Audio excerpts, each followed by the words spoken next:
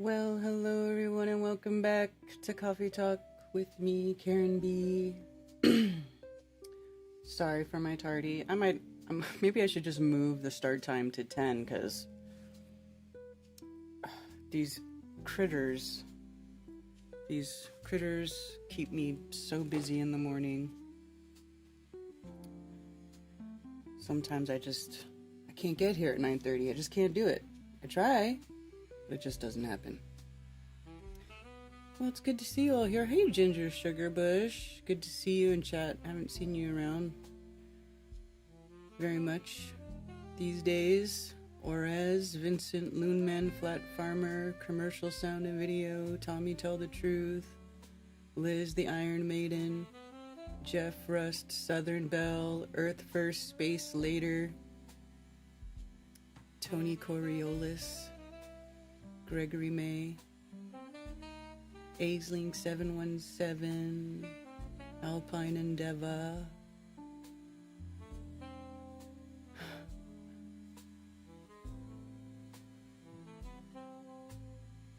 the bucket bong is your best friend, Tommy.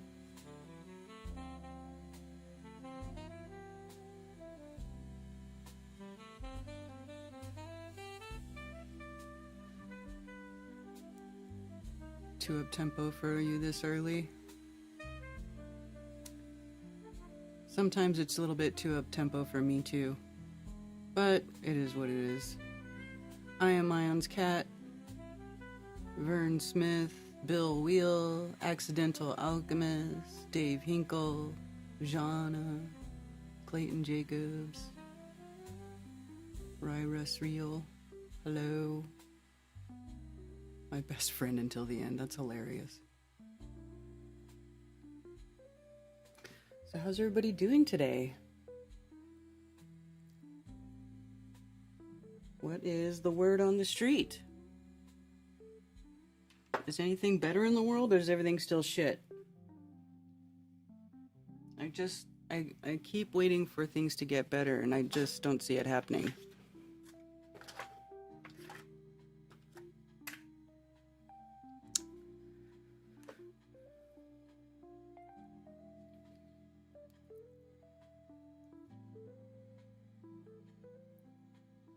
So Iran started bombing Israel this weekend.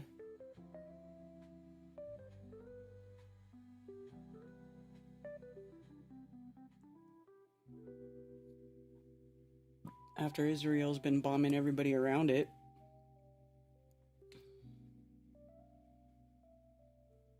What is with these people, these idiots in power, always causing such tremendous suffering and pain and loss? Why? It's not necessary.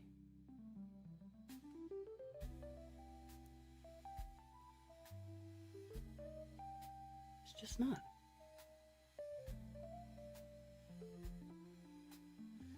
Anyway, whatever. It's getting better? How so? Tell me how. I need some good news.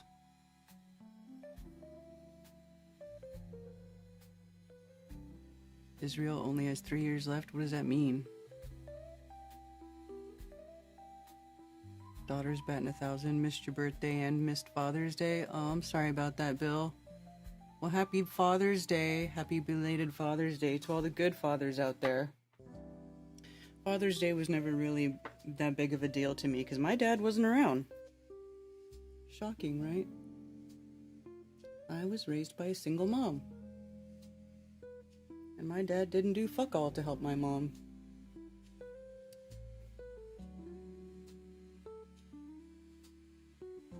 So, if you're a dad who did stick around and help raise your children and be a responsible father, good for you. Happy Father's Day. Because you're a rare breed. Unfortunately. Too rare these days.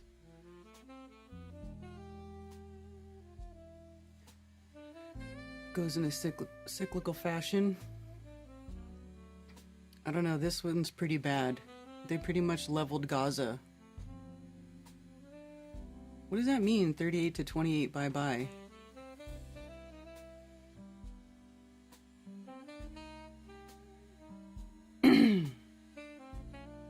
Keeping it flat, driving to work. Right on. You're on vacation? Oh, nice. Ginger. Revelation's prophecy coming through. Sorry, not good news. World War III. Yeah, man. It's kind of crazy, right? Sad.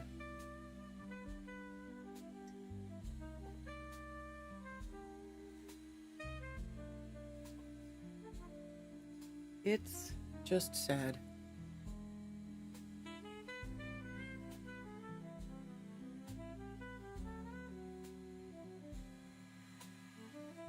Hey, Dr. Law. Dr. Law's a good dad. Happy Father's Day to you. Put my window on the left. I'll send you a screenshot. Where are you going to send it, Ginger?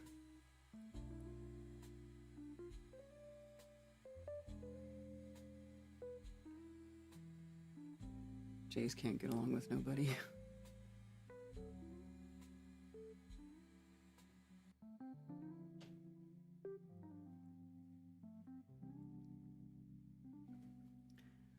I don't know where you're going to send me stuff, but I disabled my Facebook, so you can't really send it to me through Facebook.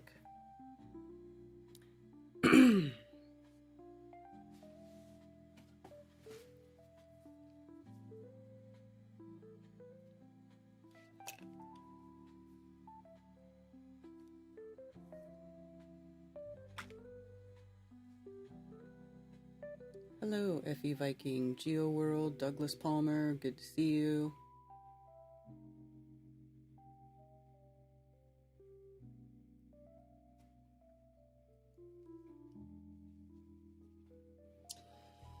Let's see. What are we doing today? How about some copper?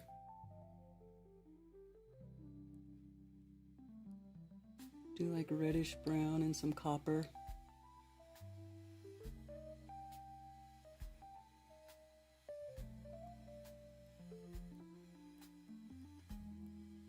Do a little, lay down a little base, my transitional color. There. The crease of my eye.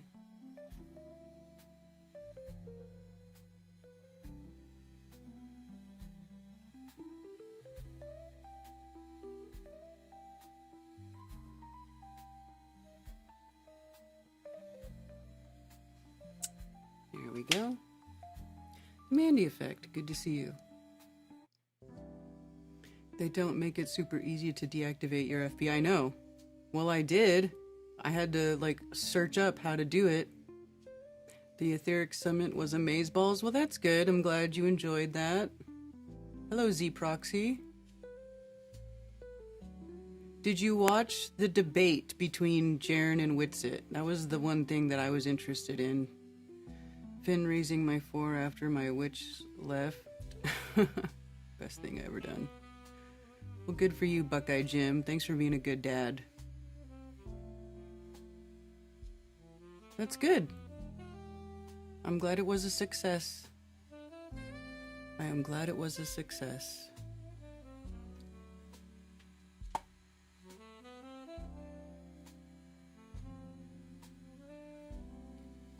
What was your favorite part?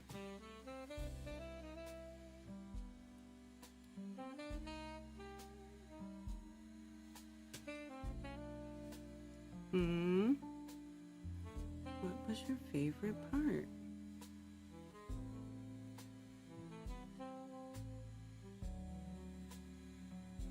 Somebody run to Bolton's and grab me 2 burgers.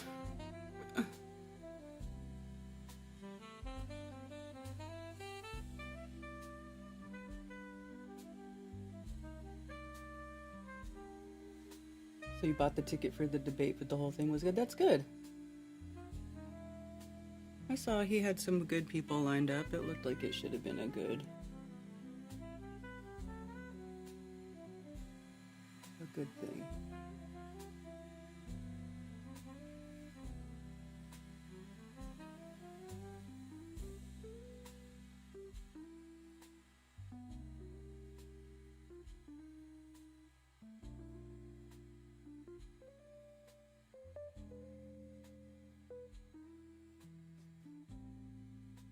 Burger with egg on it sounds so good. Oh, I know.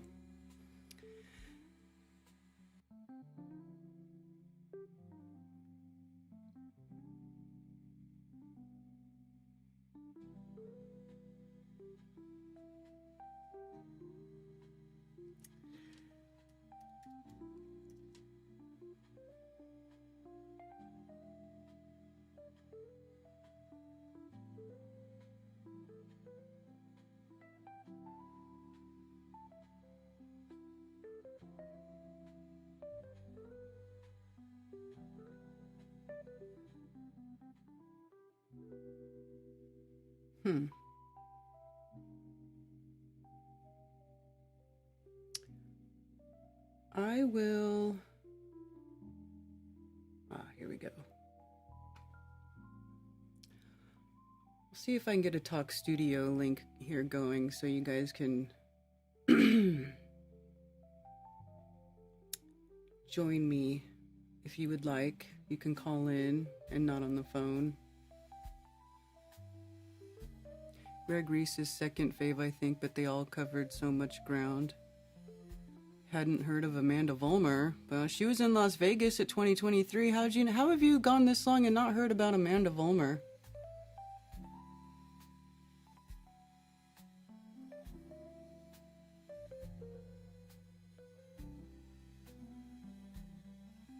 Vern, why are you asking Austin if he's gonna do something for Glowbusters? Do you think that, like, we can't handle that?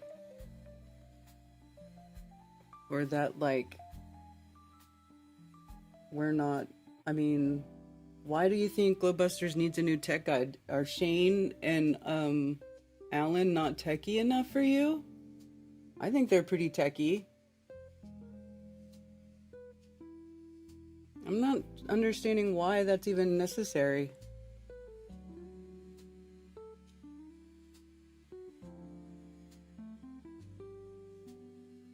Just curious. Okay, so...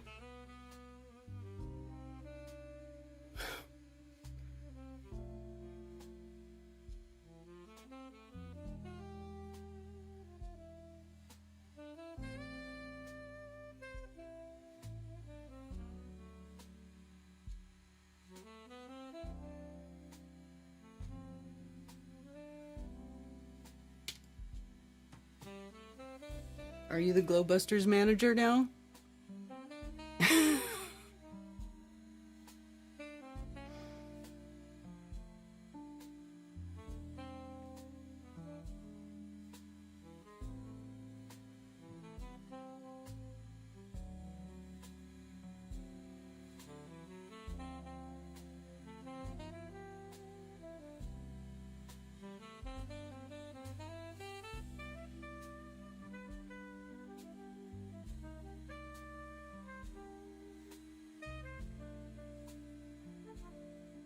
What are we discussing today? Well, apparently, Shane, we have a new Glowbusters channel manager. His name's Vern Smith.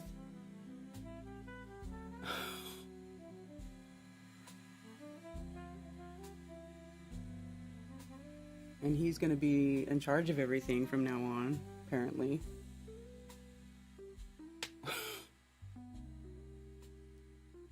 Calling all the shots. Sorry, I can't help it. I gotta give you a little bit of a hard time about that. Like, I just think it's funny because, you know, there's people doing stuff. We have discussions in the background. Like, we got it. Nothing's gonna fall apart because Zach doesn't join the Thursday show.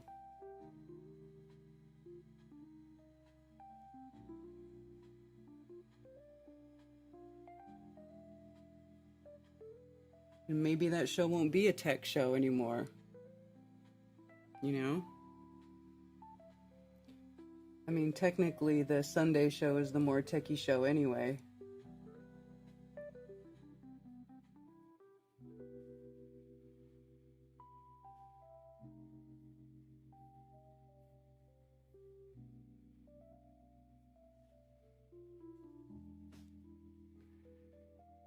Better get right with Verna.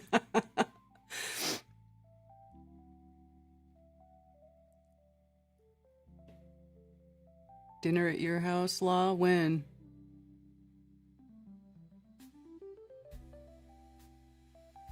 I'd hate to break it to you that all the globe is real. Oh, Shiloh Carpenter, thank you for that revelation. Oh, we can all finish. We can all go home now. We can all just hang up our hats and just go back to whatever Shiloh wants us to go back to. Because he's figured it out. The globe is real.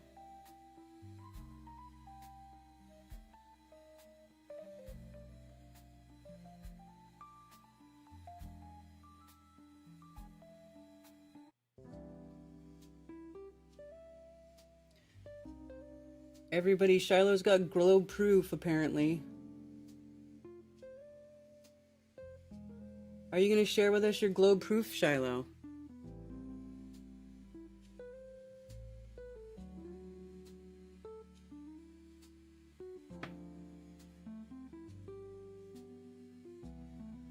You've seen them in classrooms.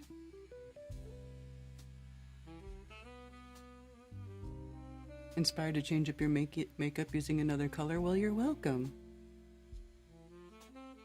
Ad blocker block chat. Hey, Scooter!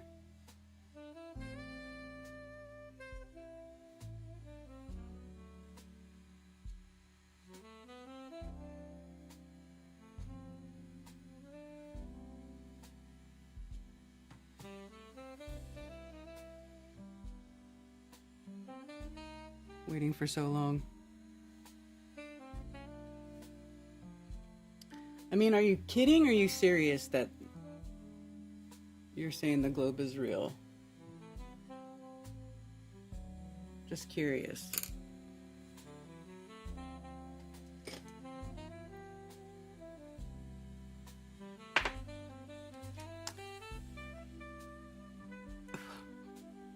Hey Liz, maybe before you go, we should have a little makeup powwow, or we can play. I don't know.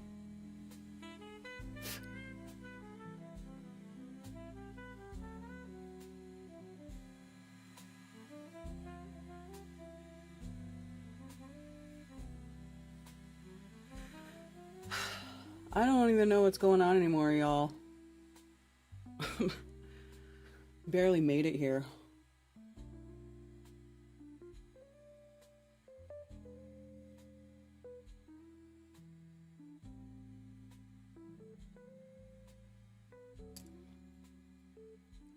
Barely freaking made it here.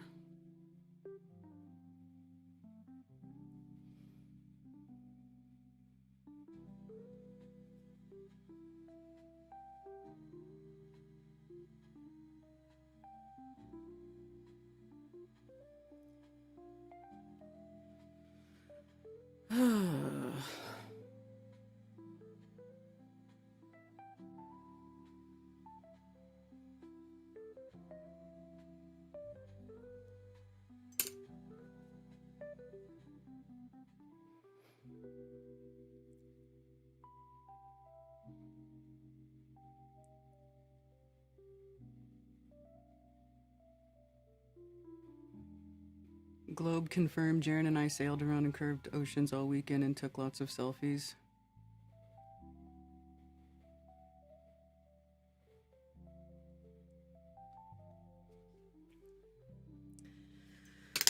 You guys. What is going on in this world? I know what we were going to talk about. The thing that Dennis was bringing up in Telegram, where he says that there's a mountain, or it's Greenland, and Greenland is so tall that it casts a shadow, and that is what causes day and night. I think that's what he was saying. I have to go back and look. Let's go back and look. And then I said, well, let's talk it out on a coffee talk, because to me it didn't really make sense. But maybe we can talk about that. We can test the ancient theory of the mountain in the middle. Or not test it. but discuss it. Probably won't be doing any tests. Let's see. What was it that Dennis was saying in the main chat?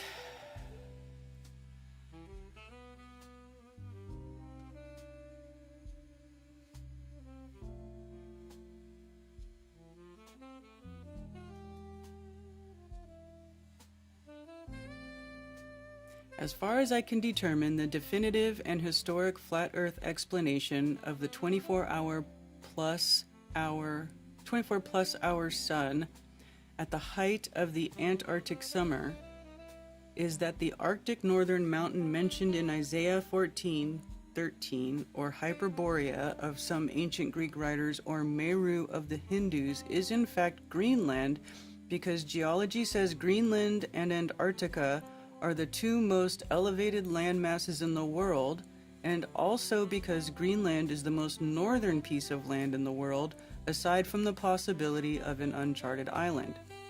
That being said, the sun, moon, and stars orbit this elevated region, Greenland, every day, and the shadow cast by this elevated region constitutes night in the part of the world opposite the sun.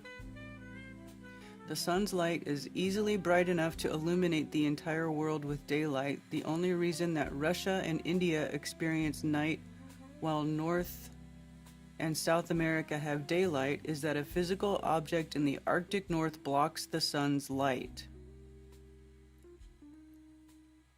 This shadow simply does not quite extend all the way to Antarctica at the height of the Antarctic summer, aka northern winter, and that is the simple ancient flat earth explanation for the 24-hour sun in Antarctica, because the ancient models include this Arctic mountain.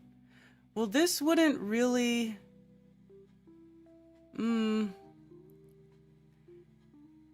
yet almost all modern flat earth models except Orlando Ferguson's Square World Map do not have this Arctic mountain. That is the single biggest difference between Rowbotham's Earth Not a Globe and the ancient Christian model of cosmos the Egyptian monk described in his book Christian Topography. That is the one reason why the Christian topography is superior to Rowbotham and modern flat earthism. Modern flat earthers in both the 19th century and now are grossly ignorant and unfamiliar with the ancient Christian flat earth model, which is why this explanation did not occur to almost anyone in connection with Whitsitt and Jaren's visit to Antarctica. In this geological map, red represents the areas of highest elevation. Although mainstream geologists concur with this, I first encountered this map on the website of an international group of dissident geologists in that they reject the continental drift theory. At any rate, a part of my flat earth research will focus upon amassing studies that confirm the physical elevation of Antarctica and especially of Greenland. So, this would not explain, though, being in Antarctica and then seeing the sun the opposite way of the direction you would go to get to back to the mainland or towards the equator.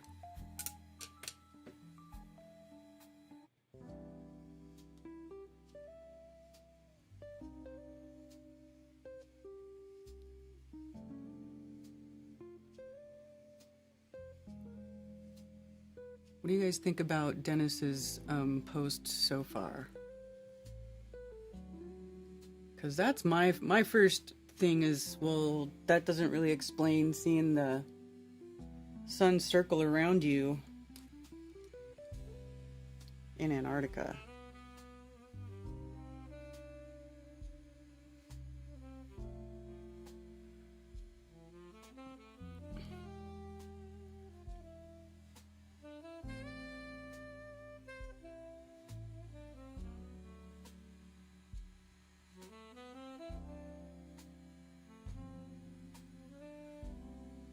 You agree? Yeah. Altitude changes a lot of things, but not what you just said. Yeah, I think so too. Because, like, I mean, how high would the mountain have to be to block the sun?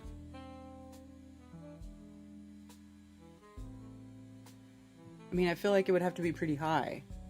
If you look at like, okay, like the old maps that have all that weird like Latin writing on it,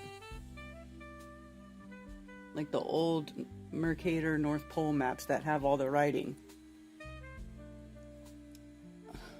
That one says that the high black cliffs in the center are 33 leagues tall.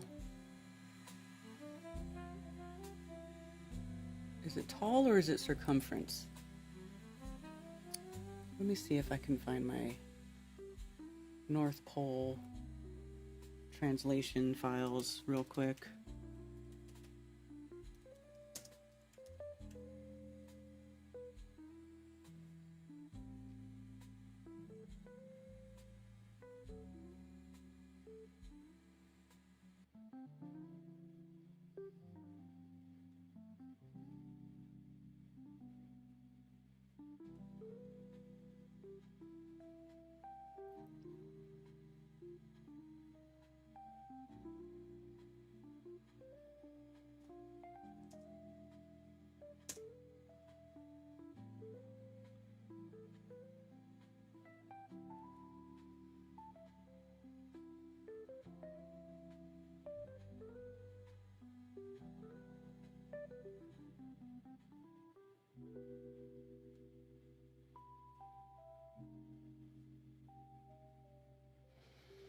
Here we go.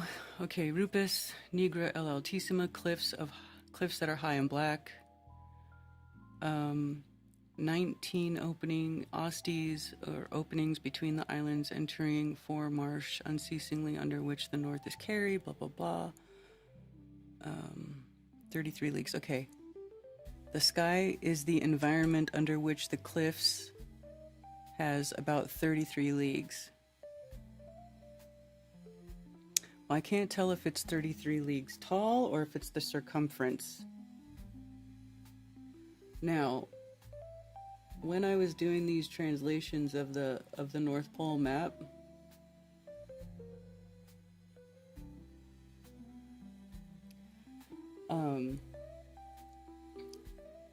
I was looking up how long is a league, right? Well, it turns out that league over the years, over time, has changed how much or what the length of a league is compared to modern measurements. However, if memory serves, the length of a league around 1500, which is the time that this map was made, allegedly, the Mercator North Pole map from around 1500, a league of that time is equal to a 1 modern imperial mile.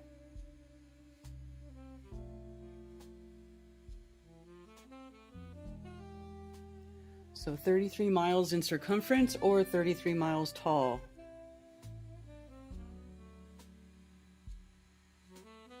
Which one is it? Let's see.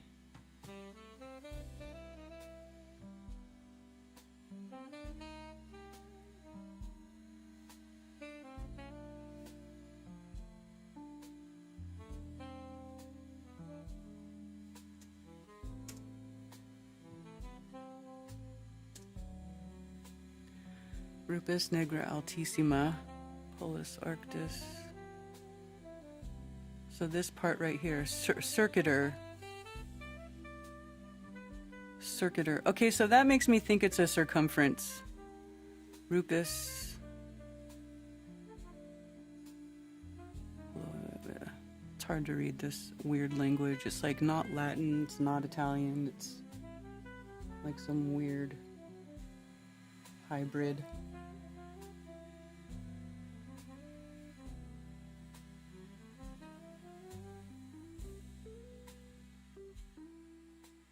You could use some study with me. I've been deep diving for over 10 years now on topic. I have over 100 different magnets of different types of ferrocell and old CRT with a degausser. Oh, Cammy's talking magnetics in there.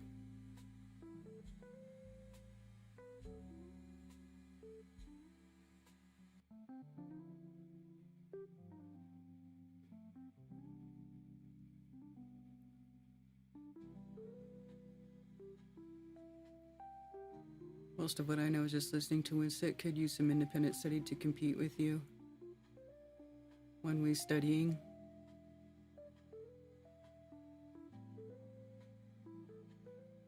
Discord.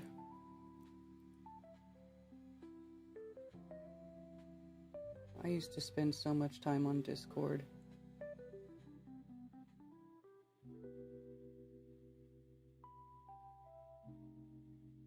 So many horrible trolls came from Discord.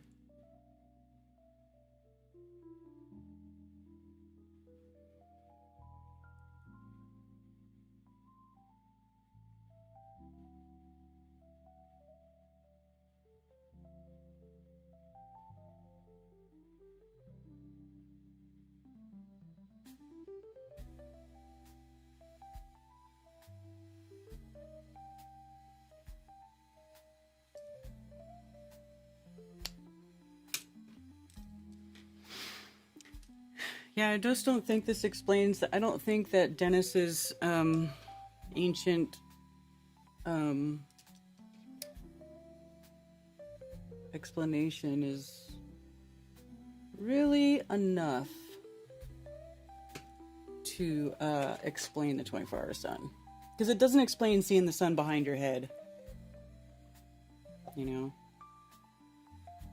When you're in Antarctica. If you're in Antarctica and you're looking towards South America and you can see, and the sun's behind your head, that doesn't get explained by Greenland being a big mountain that blocks the sun. So...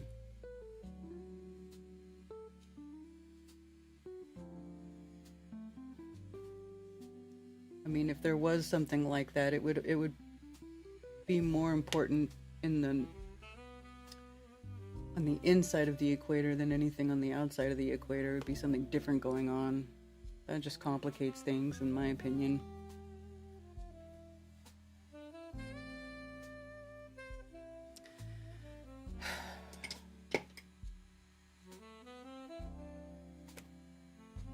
Alright, I'm done messing with my face, I guess. You hear cicadas? Yeah. No, I didn't. Well, I did for a little bit, but because it was horrible. This is back in this is years ago though, Shane. This is like 2016, 2017. Okay? This is when there was the first 24/7 Flat Earth Discord server that got really big, and it was like 30,000 members before it got nuked. Because the guys running that were complete idiot, retard. They were trolls themselves. And they kicked me out because I was kicking out guys who were harassing females on the server. It was a mess. And I'm sure that you guys and the people that you hang out with are totally different. I'm not saying you guys are like that at all. That was just my experience. And so then I was like, F Discord. After that, it was like, screw it. Why would I want to hang around with a bunch of psychopaths? They turned on me. They were investigating me. They were trying to find some dirt on me. Flat earthers. Anyway, yeah.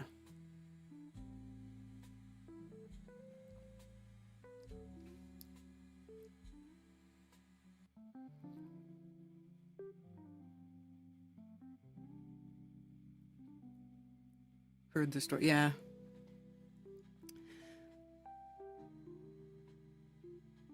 You want to see an American train? There's actually, there's a train museum in North Carolina. Maybe we should take you there. Hey, where's Ben? Is Ben here? Hi, Ben. Hail, Ben.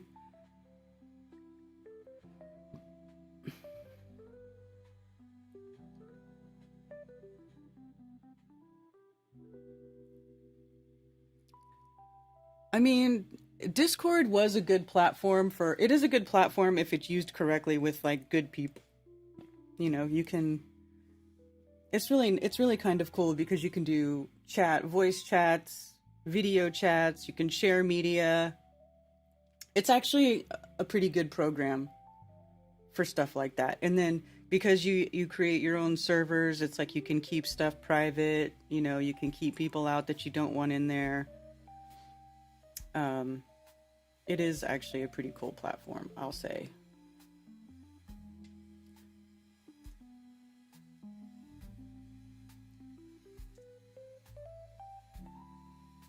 Okay, so here's what I found out about leagues. So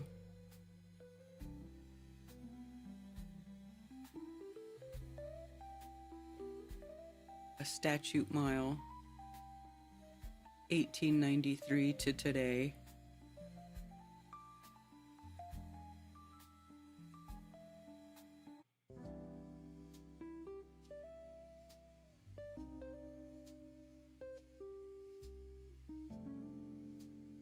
One minute of arc.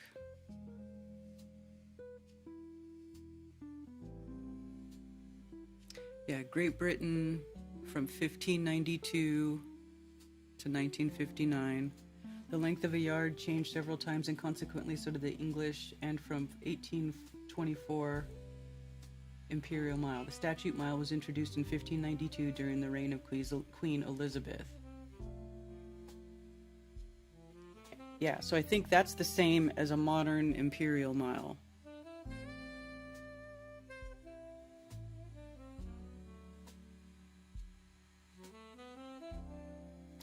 So apparently, also I was noticing, let's see, where's the complete? Is the complete map here?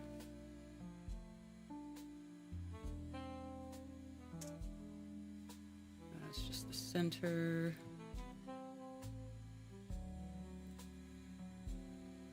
You know what's interesting is that it doesn't say that the center is magnetic. It actually says the center, the magnetic part is off center.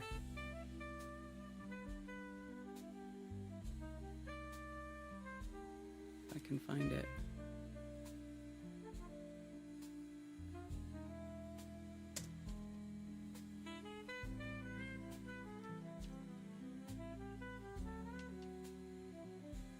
So these two parts right here, I know I have a better version of this.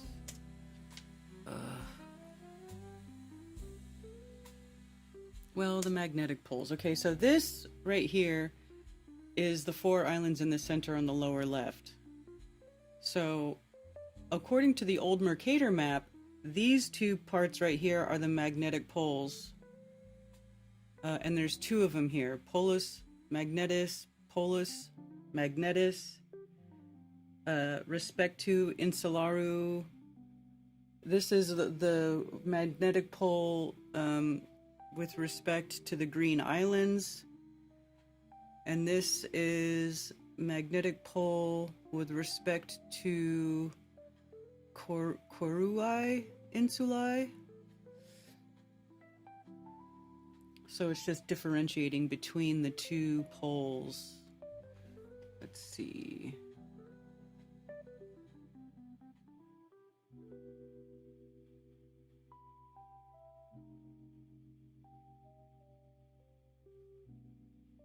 Here we go. Pole of the magnet with respect to the Green Islands, and then pole of the magnet with respect to the this says deciding the island, but I don't think that's right. I don't know what this C-O-R-U-I word is. Korui.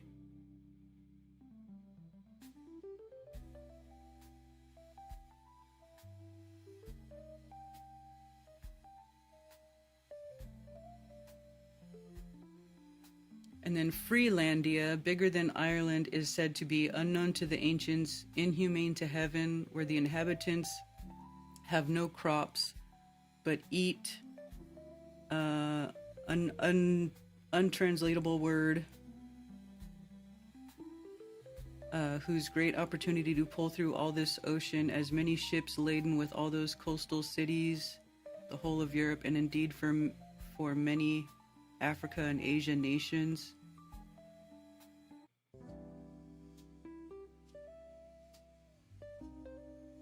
It's kind of weird. Pygmies here at the 4 pygmies on one island. Pygmy here are the top 4 feet long it had been since they Greenland. some of these words are see, this is why I never finished it, because a lot of these words I could never really fully translate them. I don't understand what some of it's saying.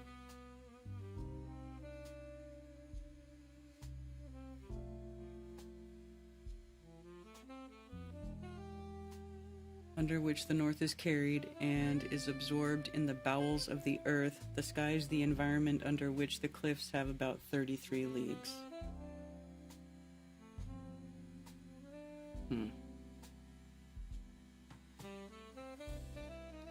Hey, Crumb. Never got on D's chord. Don't have enough Asperger's to understand Discord.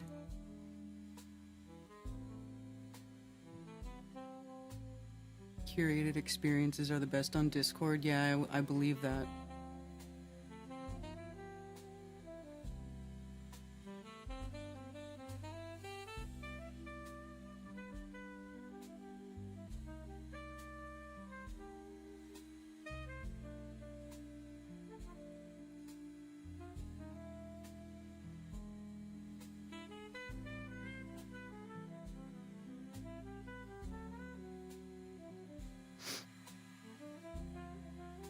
Jay set us up with a ton of old atlases. That's awesome.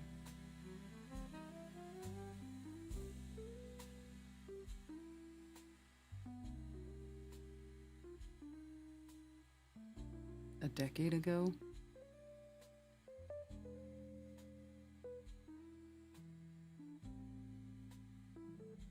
So me and Cami and Jana went to the oldest bridge on the East Coast, the Poinsett Bridge, over the weekend, and that was pretty cool. And Liz, we took Liz out there. It was very nice. It's pretty cool. Because they have these old, it's got like an old Gothic arch in it, and let me see. And it's made with these granite stones, and you can see that they cut the stones. They even gave them beveled edges. Like, it's really cool. And it was made how long ago?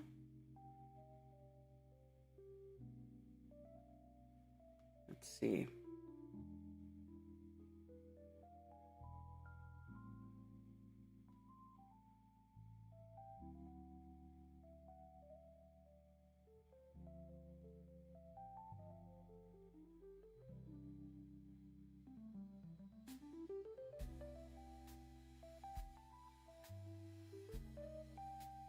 Sometime in the 1800s.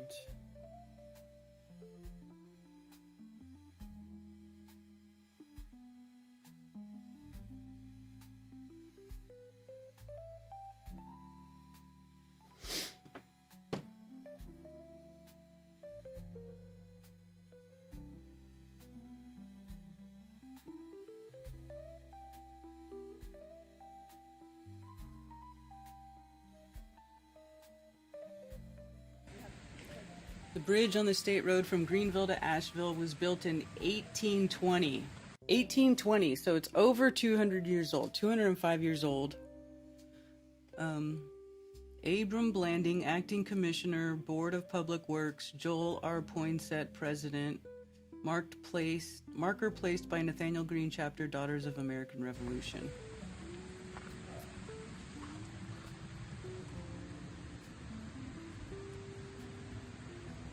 So they've got all these old chunks of, these big chunks of granite. So let's see. There's inside of it. It's not a huge bridge. It just goes over this river here.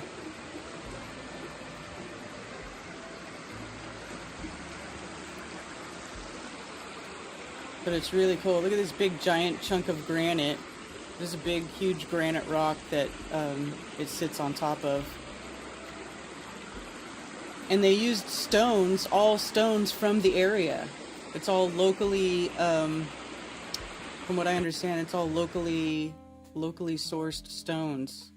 So I just tried to take up some nice close-ups of the stonework there. I mean, I thought it was just so cool looking. Look at the beveled edges on the stone there.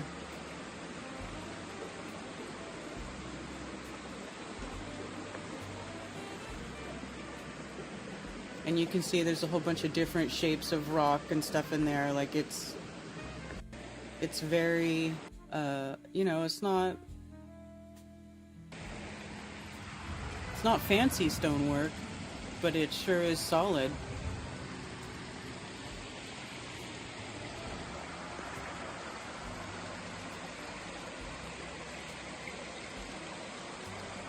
And I just wonder what this rock looks like compared to the day that they finished it.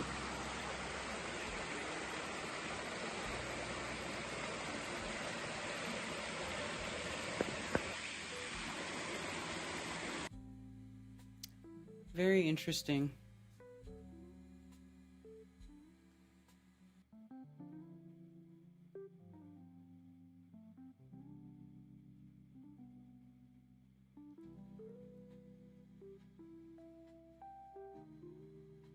We saw rocks at Gray's Granite.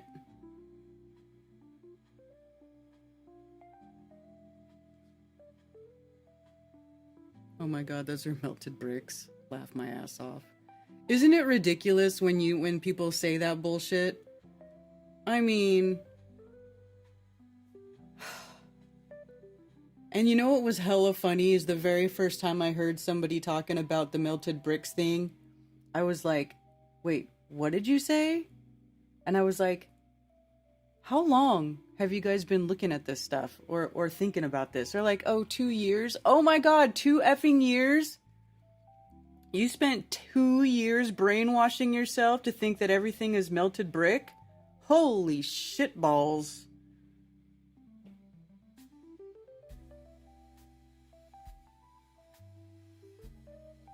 Yeah, and of course they didn't like that.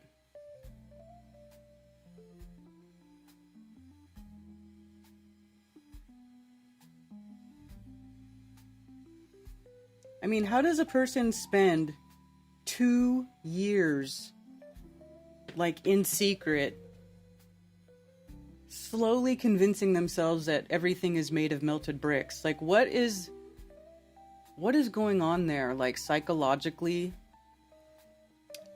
What is that?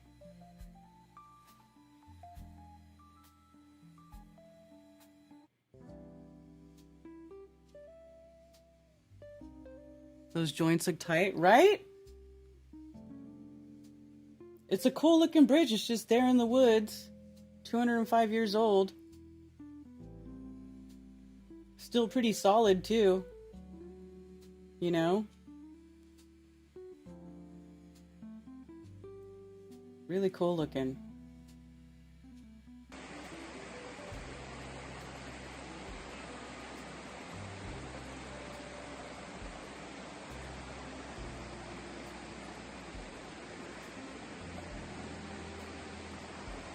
I mean, it says a lot that it's been standing in the same place for so long, and it's still pretty, I mean, it's pretty straight.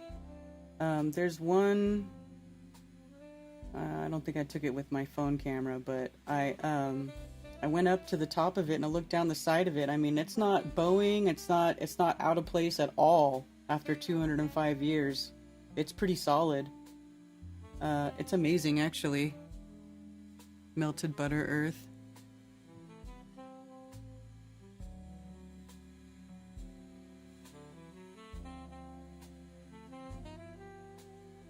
Who's Sandy?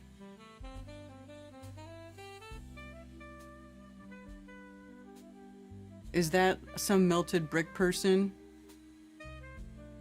'Cause I don't need those people coming over here. That never ends well.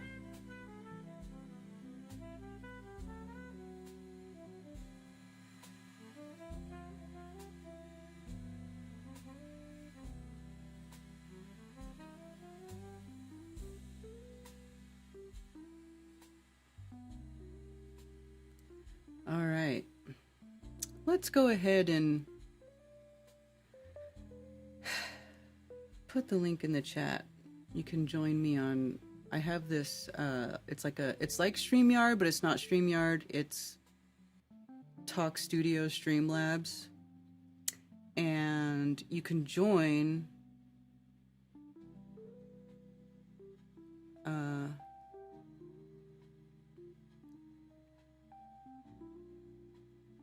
and talk and call in. Share your thoughts. Bring up something interesting if you would like to. Yes, mission accomplished. Oh, Mandela effect? Okay. I don't really talk about Mandela effect though, so that's not really...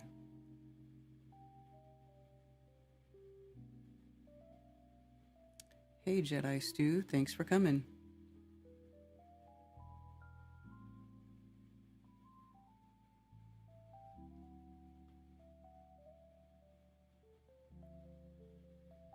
Is it cheaper than StreamYard? Well, I don't know because it just comes with my, I have a Streamlabs account, which is I have to pay for that. But from what I understand, it is cheaper than StreamYard. Streamlabs is cheaper than StreamYard. At least I see people talking about paying $20-something a month for StreamYard, and I don't pay that. When I was there, I noticed how the arch hole was made just big enough to allow whatever flooding could occur to pass through without collapsing the structure. Yeah. Thought the oldest bridge was in New Jersey at Princeton at 222 years old. Well, I don't know. It's the oldest bridge here in this area. This bridge, I don't know if it's the oldest bridge in the United States.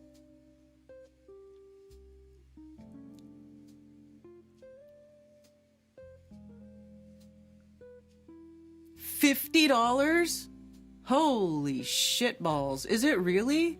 And then it went down the other day. And their sound is really not that great. Wow. Yeah, I don't know.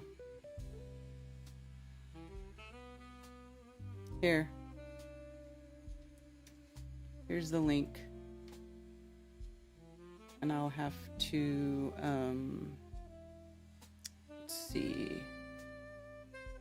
Doobie-doobie-doo.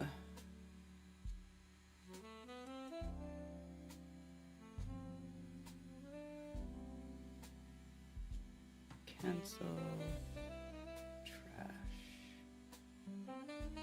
Oops. Didn't mean to do that. Oh, I deleted the wrong one, damn it. Oh, damn it. Hold on, I gotta put it back.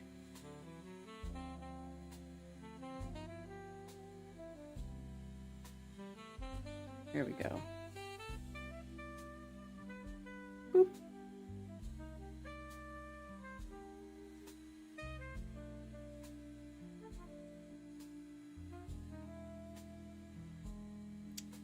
And put it under the chat. There we go.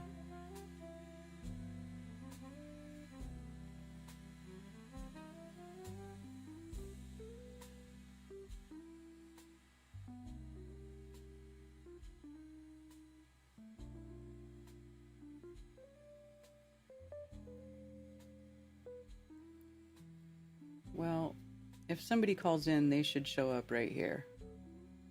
We'll just put it right there.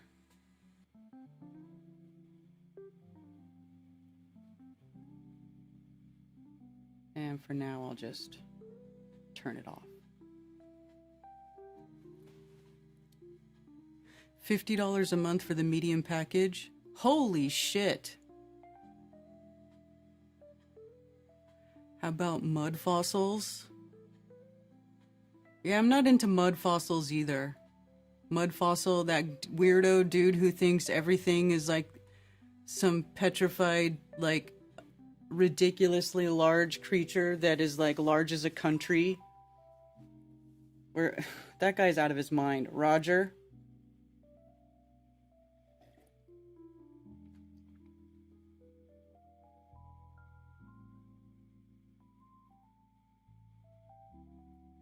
It's between 40 and 50. Wow.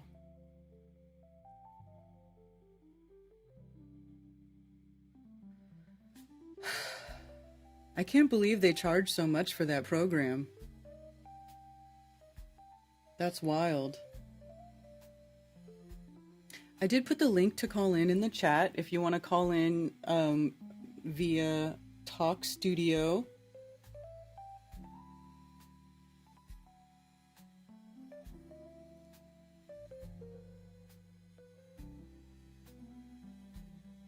Should I pin it? I'll pin it.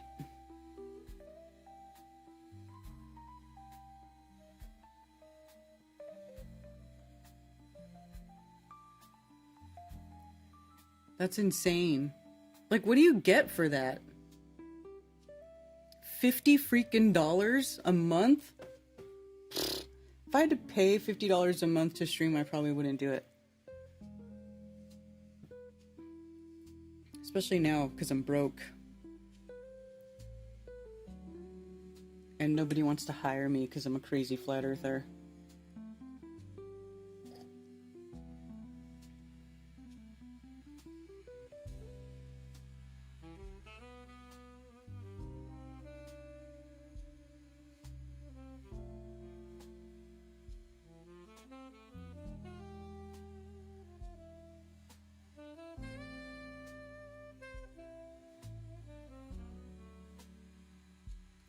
So let's see.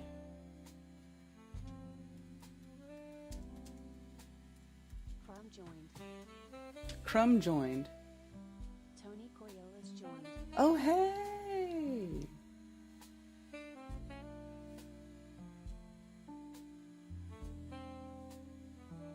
Can you hear me? Yes. Oh, and Tony's here. What up? Yeah, you guys both showed up. Is it Yo. okay if I just put both of you on? That's cool. Yeah, you're good. Sweet. I tried to call from my phone, but I don't know what it is about my number, but it comes up as a spam or something, and it doesn't go through. So I'm glad you got this link so I can join. Sweet. Yeah. I just have to fix my edit. So I've never really been on camera for Coffee Talk, so I'm honored. Yeah, no, it's too early for me. I'm not stream presentable, so I'm gonna be like this. Oh, okay. It's all good. Hey, I was gonna call. I wanted to ask you something because I talked about this on my last Monday stream, but I think you kind of came in late. But I was talking about that cult, the Yellow Deli. Have you heard of that? Yellow Deli? No? Yeah, have you heard of this? No. So check this out. I got a story to tell you guys. So you remember how like Emily and I, for her birthday, we were gonna go down to Hidden Night and do some mining. Uh-huh. So we went, and it's like an hour north of here. And for anybody who doesn't know, Hidden Night it's a crystal, or it's and it's only in this one city. It's like it's Yeah. very rare. Yeah, Hiddenite is delicious. named after the mineral Hiddenite, which was found in that location. Yes. Yeah, which is really cool. So Emily's been wanting to come here since we lived in California. So we go down there, and it was cool. We actually mined for a little bit. I found a little garnet, and anyways, that's not. But as we were going there, this is a very small town. There's not much here. And then as we were driving in, there's this giant, beautiful deli, like 2-story wood deli called the Yellow Deli. And I'm like, wow, this is beautiful. We got to eat here.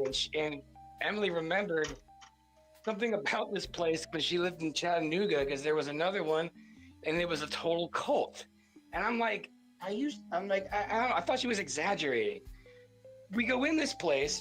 Apparently this place is 24 hours open. The employees do not get paid because they are part of this cult, and they live down the street. They have to work 16 hours a day. This place has 100% sanitation. Like, it's like an A++. Like, it's like the cleanest place ever. But they try to get you to join their cult, which basically means giving away all your possessions and working 16 hours a day. And what's crazy is, you remember how we talked about Reckless Ben? Uh-huh. So, yeah, like, he hasn't done much except the things, but he did a whole expose on the Yellow Deli too. And he like went undercover and exposed them and stuff. And yeah, if you look up Yellow Deli, it is weird. They are a cult called the 12 Tribes, and they're in the area. And so, I don't know. I think we should all go up there one day and see if we can get brainwashed, or at least let them try, because it was wild. Are they religious? Is it like a religious thing? Yeah, they're called the 12 Tribes. Yellow Deli, like Deli? Deli? Yeah. It's basically a sandwich shop that is a recruiting center for joining the cult. Oh, they have And, them in different places. So this one says there's one in Yeah. San Sebastian, Spain, and Oak Hill, New York, Yeah. and Yeah, they're Hiddenite, all over North the world. Carolina. Okay, here's the Hiddenite one. And that's the headquarters. And what was wild was like our server, we talked to for a little bit. She definitely had like they all have the same personality, you know, when you're in a cult. So they have that like dead stare, and they're just, you know, but then I looked it up on YouTube, and they're like, I found them on YouTube like talking about it, and it was weird. If I did my research before, I would have been a lot more afraid to go in this place. But the sandwiches were really good. Like, honestly, like I went in there thinking it was like, whatever, like it's a cult, but it can't really be a cult. But no, it's a fucking cult, like 100%. I don't know how they get away with it. Well, they even use Because- the word zealous to describe themselves. So they're zealots. Oh yeah, yeah. No, they are. They check everything off the list from like, you know, having to like give them my information, but they definitely invited us to like hang out after we ate and join like a conversation. And yeah, they were getting pretty personal. You know, asking us what we do and asking all the enough questions so you can like find us on Facebook if we were on there putting our information, you know. Emily was like, well, you know, I'm from Chattanooga. I was a medical person, but I stopped. She kind of lobbed it up perfectly, and she felt like silly afterwards. And it was funny though. But I will say the sandwiches were really good, and the place looks really cool inside. But And they had banana milk, right? oh yeah, I had that. It was bomb.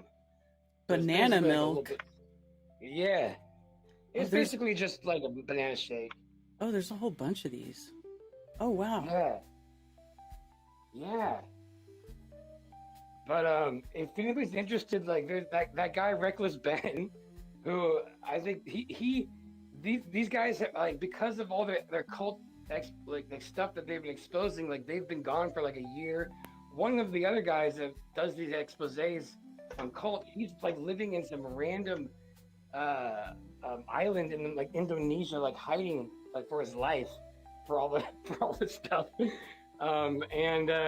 Because they had no idea what they were getting themselves into. They're these like young kids that are like, we're gonna expose the cult, and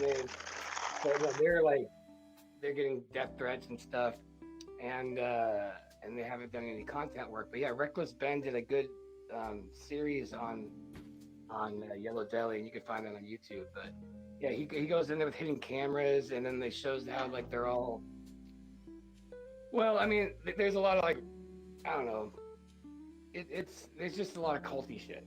It's culty. Interesting. Yeah, it's weird. Like these people want to get out, but they've already given away all their possessions, and they're not allowed to have a phone.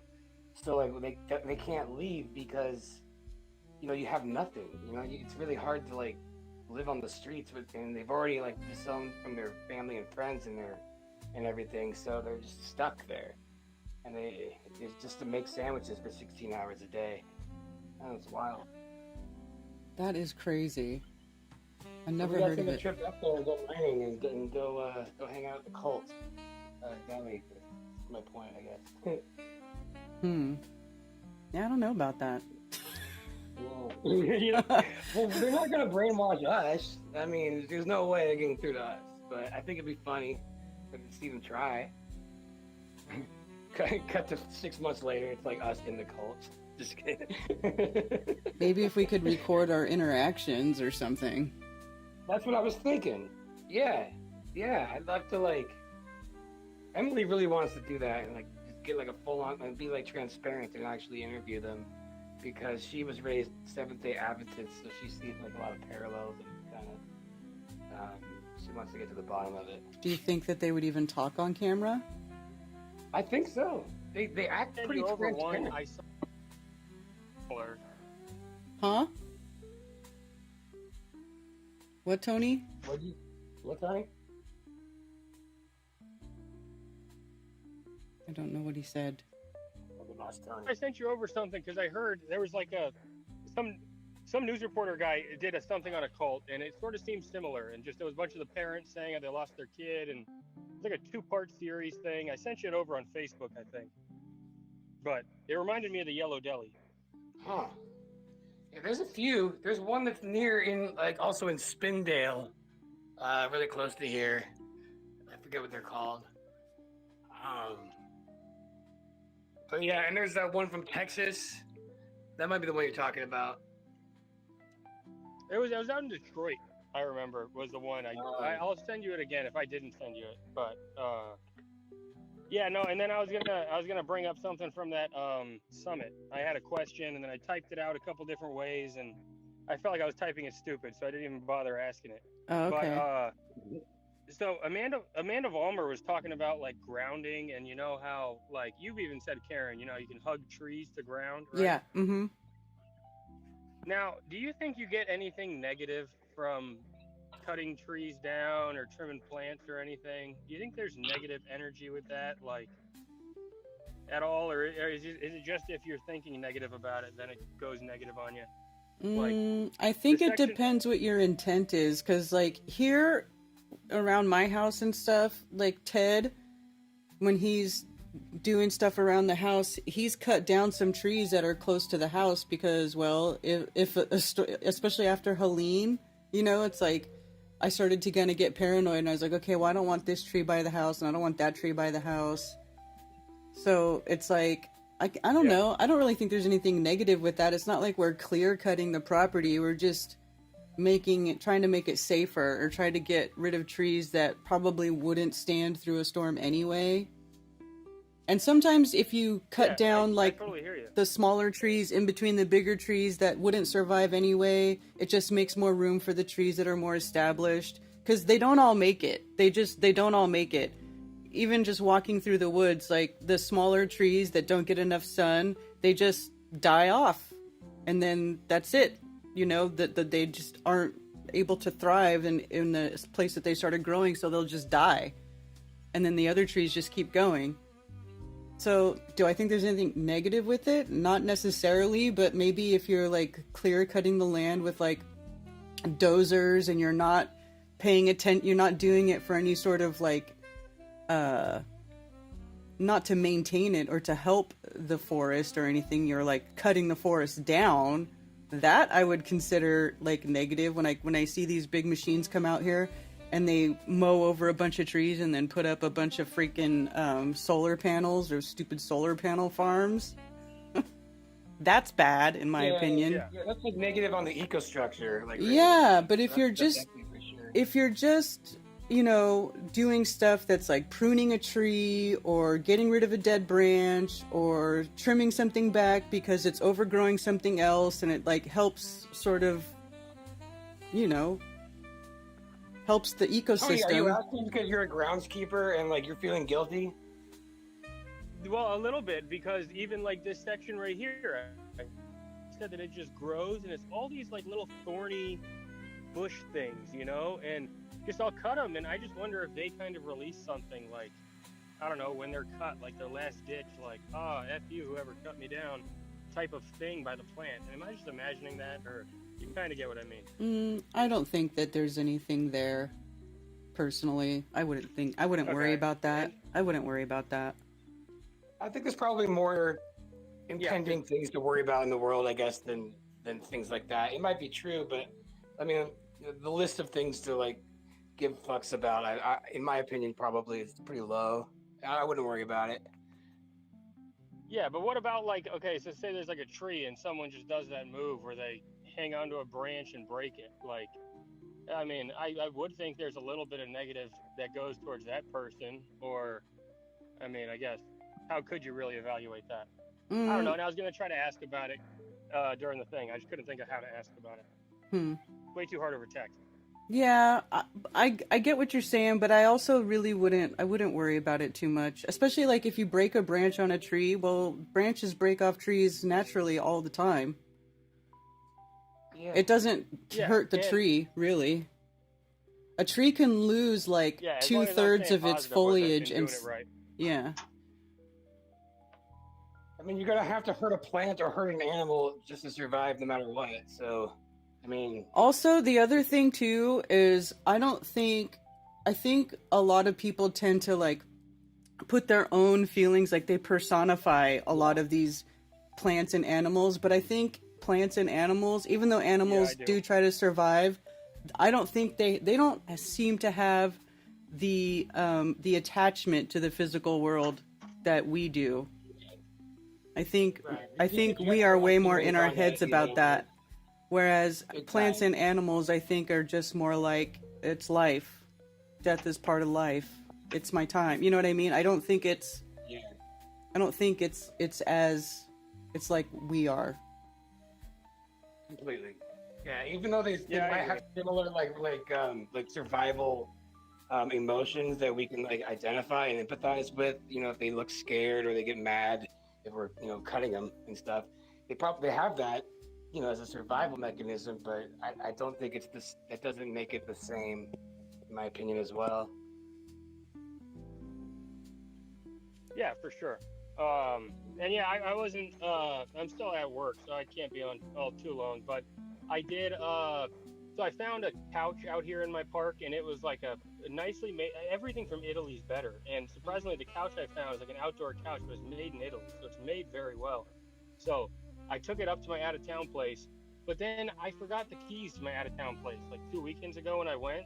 Um, so I left it out on the back patio, so someone might steal it. So I tried to go back this weekend, but I still didn't put a mask on the front of my car. So now my car overheated. It got an overheating sickness Mm. because of no mask. So I still just want to get up there before I go to jam in the plane this weekend. And the weekend after that, I'm going to California. So, but it did make me stay in town and watch the summit the whole time. I was gonna kind of half-ass watch it, listen to it, but I listened to it the whole time, and it was good overall. The Cool. debate, it's not like there's any super point to it where I don't know, it could be highlighted. There was one point where Jaron kind of said like, "Witsit, you're just saying words." He kind of word saladed Witsit, and that was like, "Come on, man!" But yeah, it was good overall. I'm just glad it happened. I think a talk had to happen at some point, and yeah, I saw it and it went good. That's good. Did you see it, Karen? I did not. I did Yeah, not. I didn't see the debate. I did. He asked me to perform. Like, I guess somebody canceled, so I played like some music yesterday, like to start the second day. But I didn't really watch the debate yet. I'll wait until it comes out on YouTube. But anyways, I gotta get going, guys. I gotta start some stuff. Thanks for having me, Karen. All right, yeah, thanks for calling in. Good to Yeah, hear later, from you. Tony. Yeah. Yeah, peace out, Crumb. And bud. Crumb, pleasure to be here with you. Guest spot, Crumb and Tony. Peace, Karen. All right, Yeah. take care, you guys.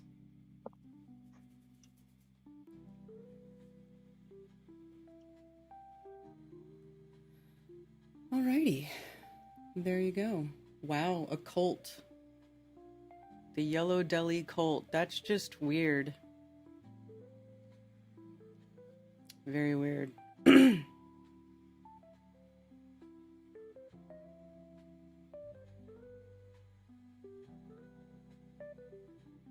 Then we go home to our separate lives.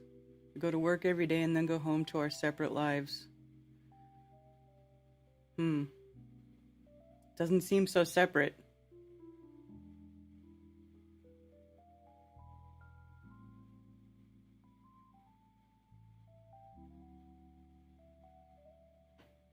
Oh, so living after the pattern of the original church in Jerusalem in 30 AD has been our goal. We must remain in unity and allow nothing to divide us. The unity of the disciples was central and essential to the message of the Son of God, but is little spoken of today. Hopefully there can be restoration of how things used to be.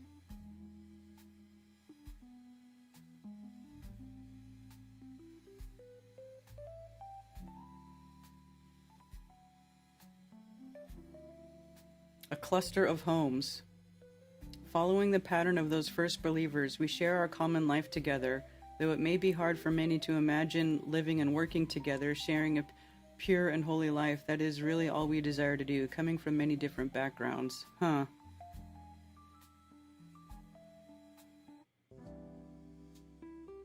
Oh, sadly, fear of evil or perverse behavior going on among us has caused some to circulate unfounded rumors about us, thinking we must have bad motives. We hope that through having an open and hospitable place like our Yellow Deli, people will be able to see that we are not really strange and scary, but just friendly folks who love God and our neighbors. Oh, wow. Hell, maybe they would talk on camera. We should go interview them. That'd be interesting. 1111. The black girl in the center of the photo was your server. Hey, Ted's here.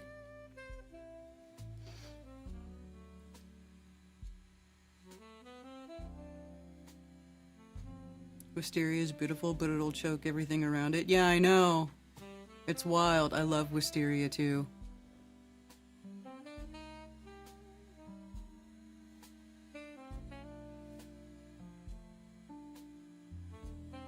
Nature loves to be tended, not destroyed. Not ignored, but tended. Yeah, I agree, Cammy.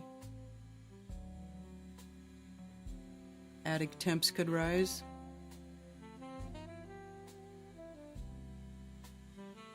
Well, I'm in my attic right now.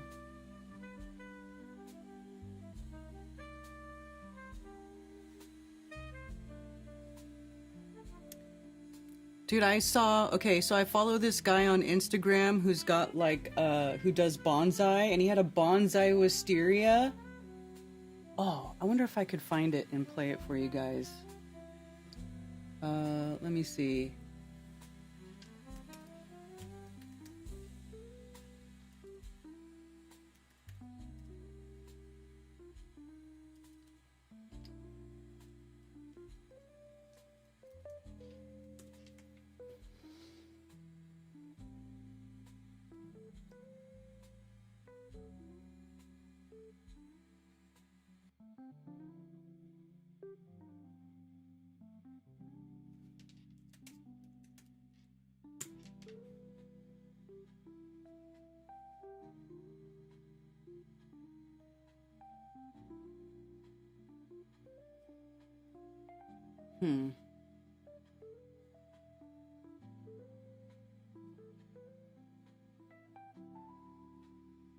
I don't know. Anyway, he said it was 30 years old and it just finally started to bloom. That's how long his wisteria took to start blooming. 30 years. Hey, Aaron Wage, the astrologer is here. Hello.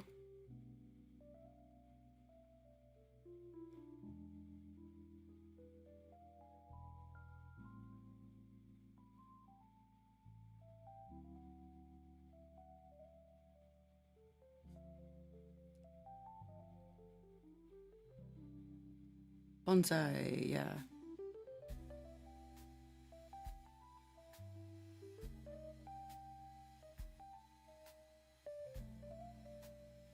Anyways, 30 years. So that the room's still open if anybody else wants to call in. I pinned the link to join Talk Studio. I think somebody else joined earlier and I didn't see them in time and they left. I want video of Liz when she's high. She doesn't get high, Bill. She doesn't do that.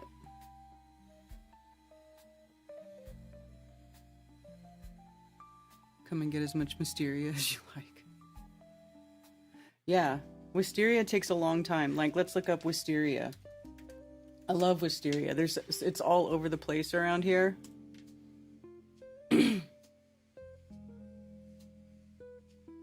This is what it looks like, right? When you see those big purple droopy flowers, it's gorgeous. Absolutely gorgeous. And it grows on vines like this. Look at that. Wow. Oh, white wisteria? I always see purple. Here's wisteria growing up the side of this old building here. Yeah, so,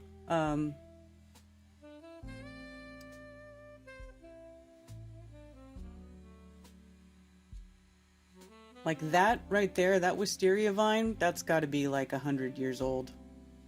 Or close to. Like if it's a real thick vine like that, that sucker's old.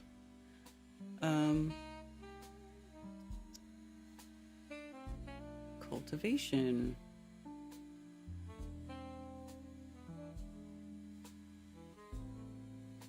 Very hardy and fast growing and can grow in fairly poor quality soils, but prefers fertile, moist, well-drained soil. I wonder if it says how long it takes to bloom.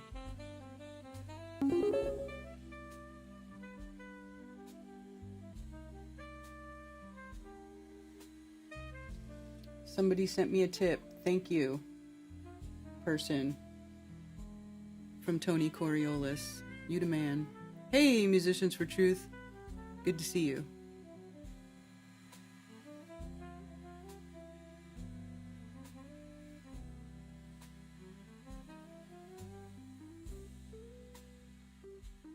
She did once, Karen. Yeah, I don't think she likes it though.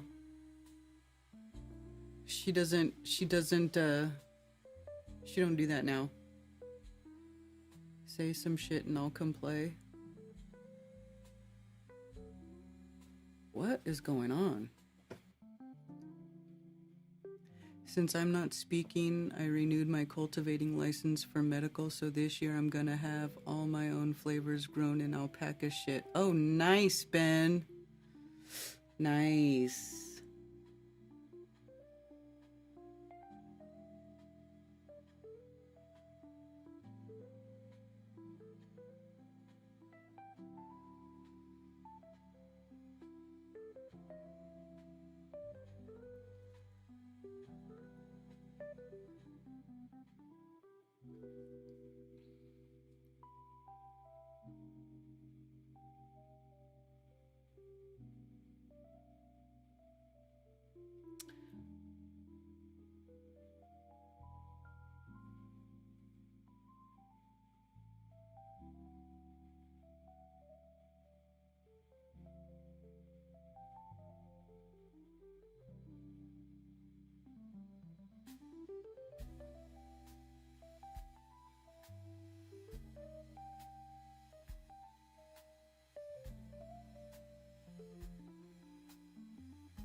Wisteria is a toxic plant, huh?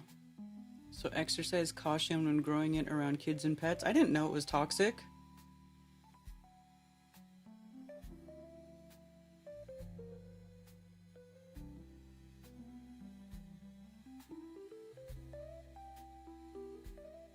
Chinese wisteria can live up to 100 years. Japanese wisteria, which arrived in the U.S. from Japan in the early 19th century, and American wisteria, the smallest species grown only 2/3 as long as the Asian types.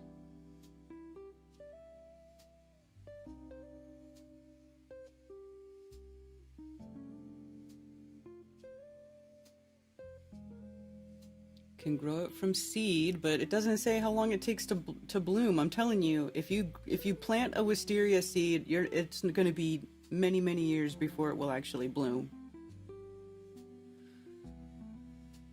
But none of it is saying that.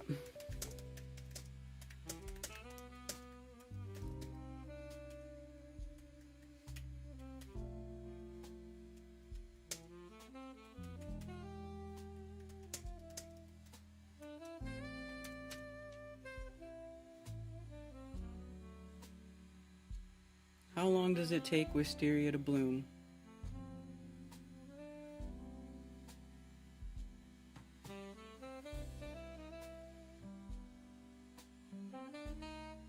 Blah, blah, blah. Soil, blah, blah, blah.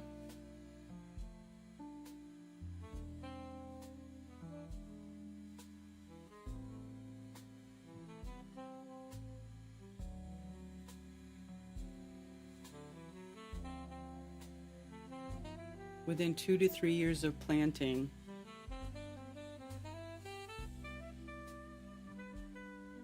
Other varieties, such as Kentucky wisteria or Chinese wisteria, take a bit longer to bloom, typically within 3 to 5 years of planting.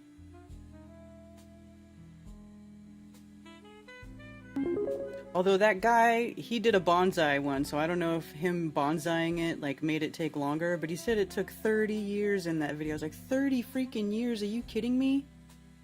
Up to 10 years to here we go. On average, it can take anywhere from 2 to 5 years for a wisteria to bloom from planting. However, some varieties can bloom as early as 1 year after planting, while others may take up to 10 years to produce their first blooms.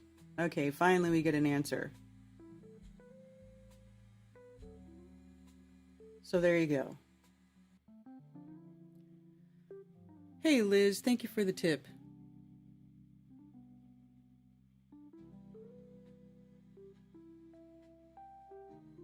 Growing CBD as well. Nice.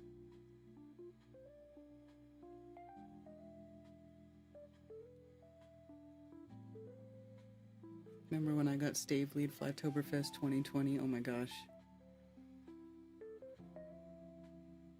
More CBD than THC this year.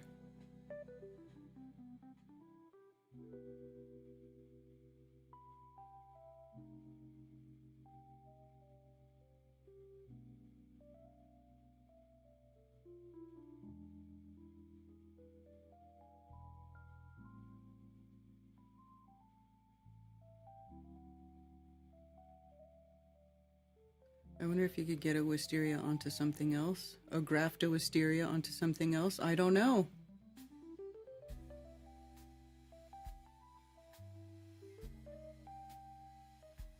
Oleander. Yeah, oleander's toxic.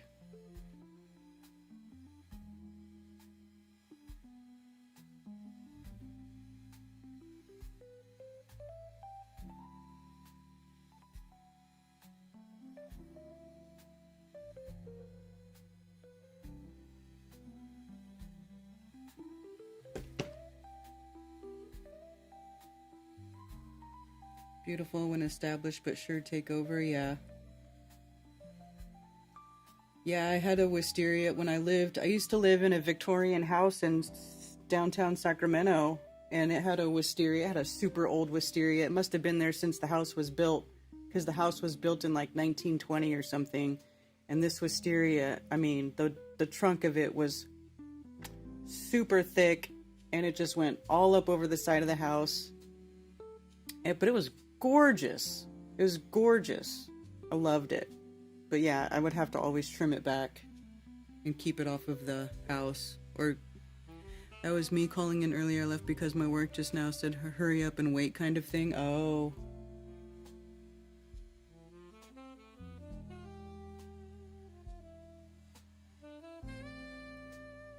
Boy, it's all you guys talk about is weed. Bunch of stoners up in chat. 30% THC. Why does it doesn't have to be that strong. It's so strong. Let's talk kudzu. It's supposedly a great source of protein and durability of hemp. Yeah, kudzu is actually supposed to be edible. They planted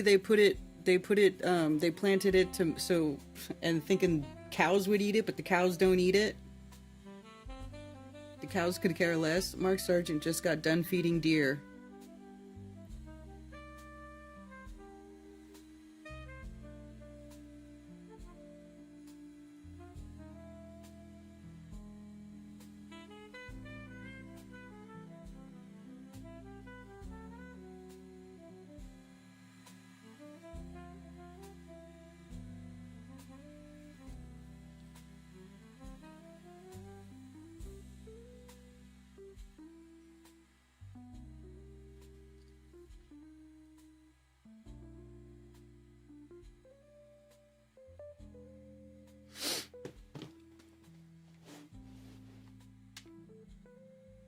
They're redoing The Naked Gun. Oh my god, you guys. How come every Hollywood movie is a remake? Naked Gun trailer with Liam Neeson and Pamela Anderson. So Liam Neeson, I guess, is playing the Leslie Nielsen role. And Pamela Anderson would be playing the Priscilla Presley role. Reboot of The Naked Gun.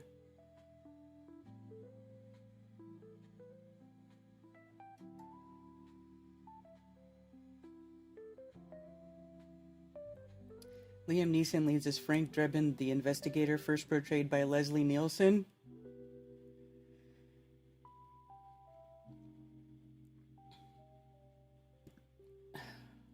How come everything's a redo? They have no originality anymore. Like, nobody can write any new scripts. They just have no new ideas, nothing. Everything's a remake.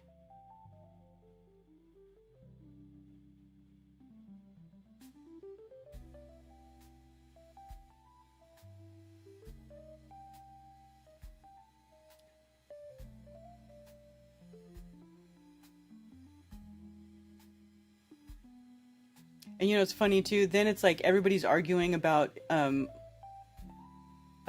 Israel and Iran, like saying, oh, you want Iran to have nukes? Well, there's a bunch of us who think nukes are fake, right? So if nukes are fake, what is all this really about? What are they really arguing about? You know what I'm saying? Like, what is going on?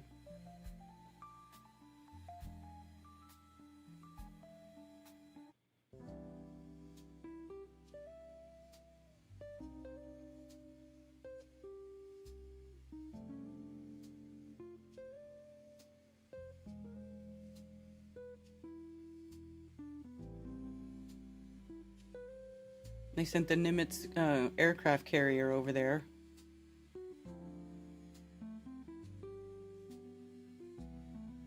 And Nimitz aircraft carrier is actually set to be retired next year. So it's interesting that the Nimitz is going over there. It's not even one of their new fancy carriers like the Washington, or I think they just built one after and named it Bush.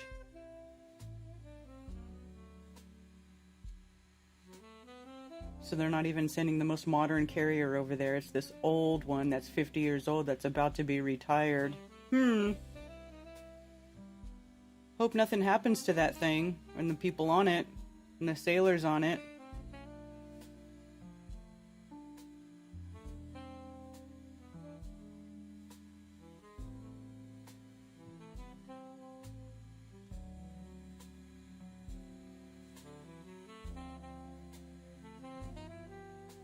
Spaceballs 2.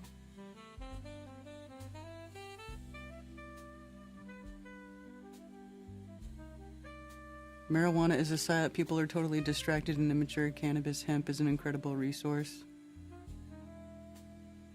Jet fuel gelato.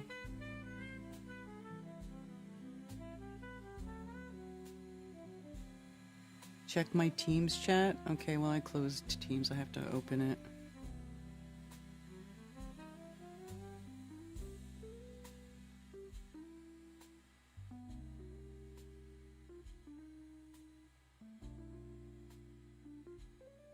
Think you're smoking something here. Ha ha ha. Yes.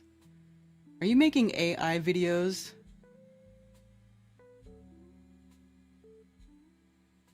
Oh my god, that's creepy! That's so creepy. Is that my animated photo?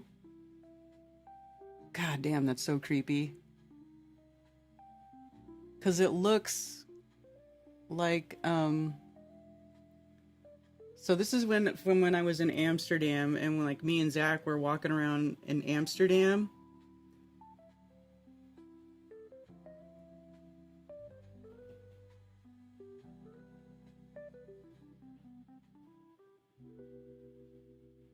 Oh, that's creepy. AI is creepy as fuck, dude. That's so creepy. That's creepy. Mark, stop playing with AI.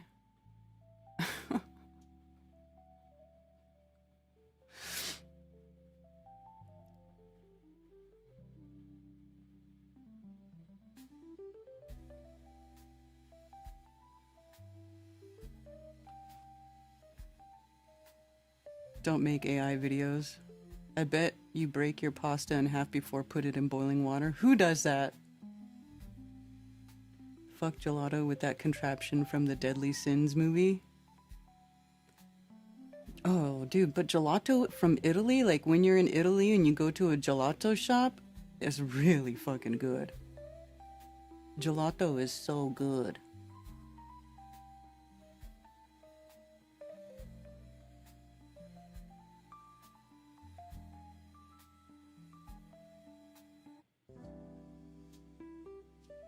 Used up your AI video credits. The cannabis strain with the same name sucks balls. Ah, gotcha. Oh my god, Mark.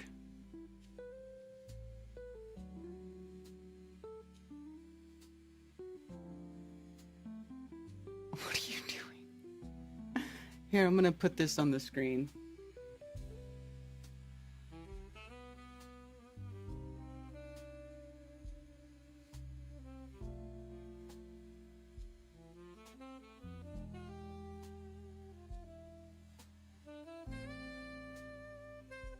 That's just weird. Making fake AI videos or ISS videos.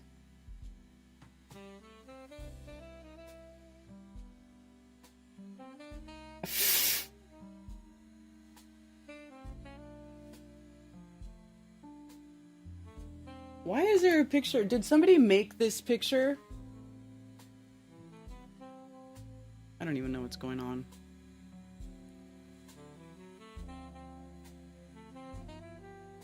I guess we have to talk about flat Earth.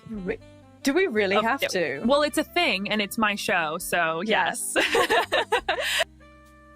Oh my gosh. Look at this. Hold on, hold on.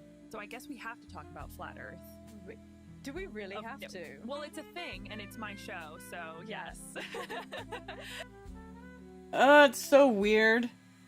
It's so creepy. Oh.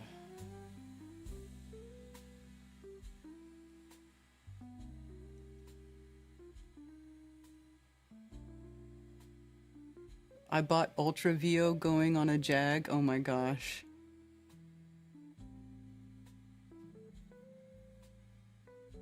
I'm the one who made the original Dolphin ISS photo. Did you?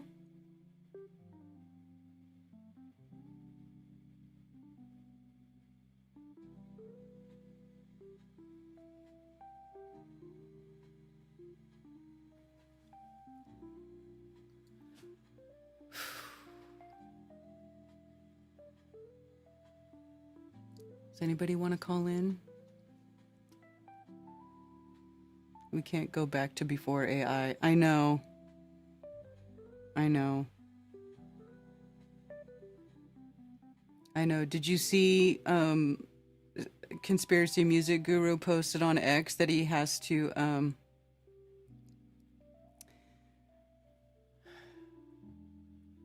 that he's got to put stuff behind his paywall on Patreon?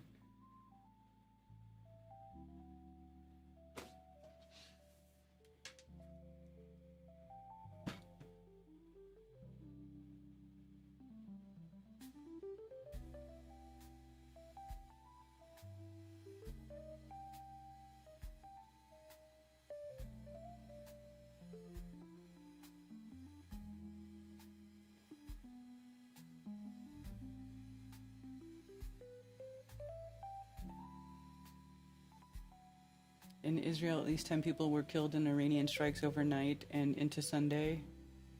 Country's total death toll to 14. In Iran, the health ministry reported 224 people have been killed since Israel's attack began Friday.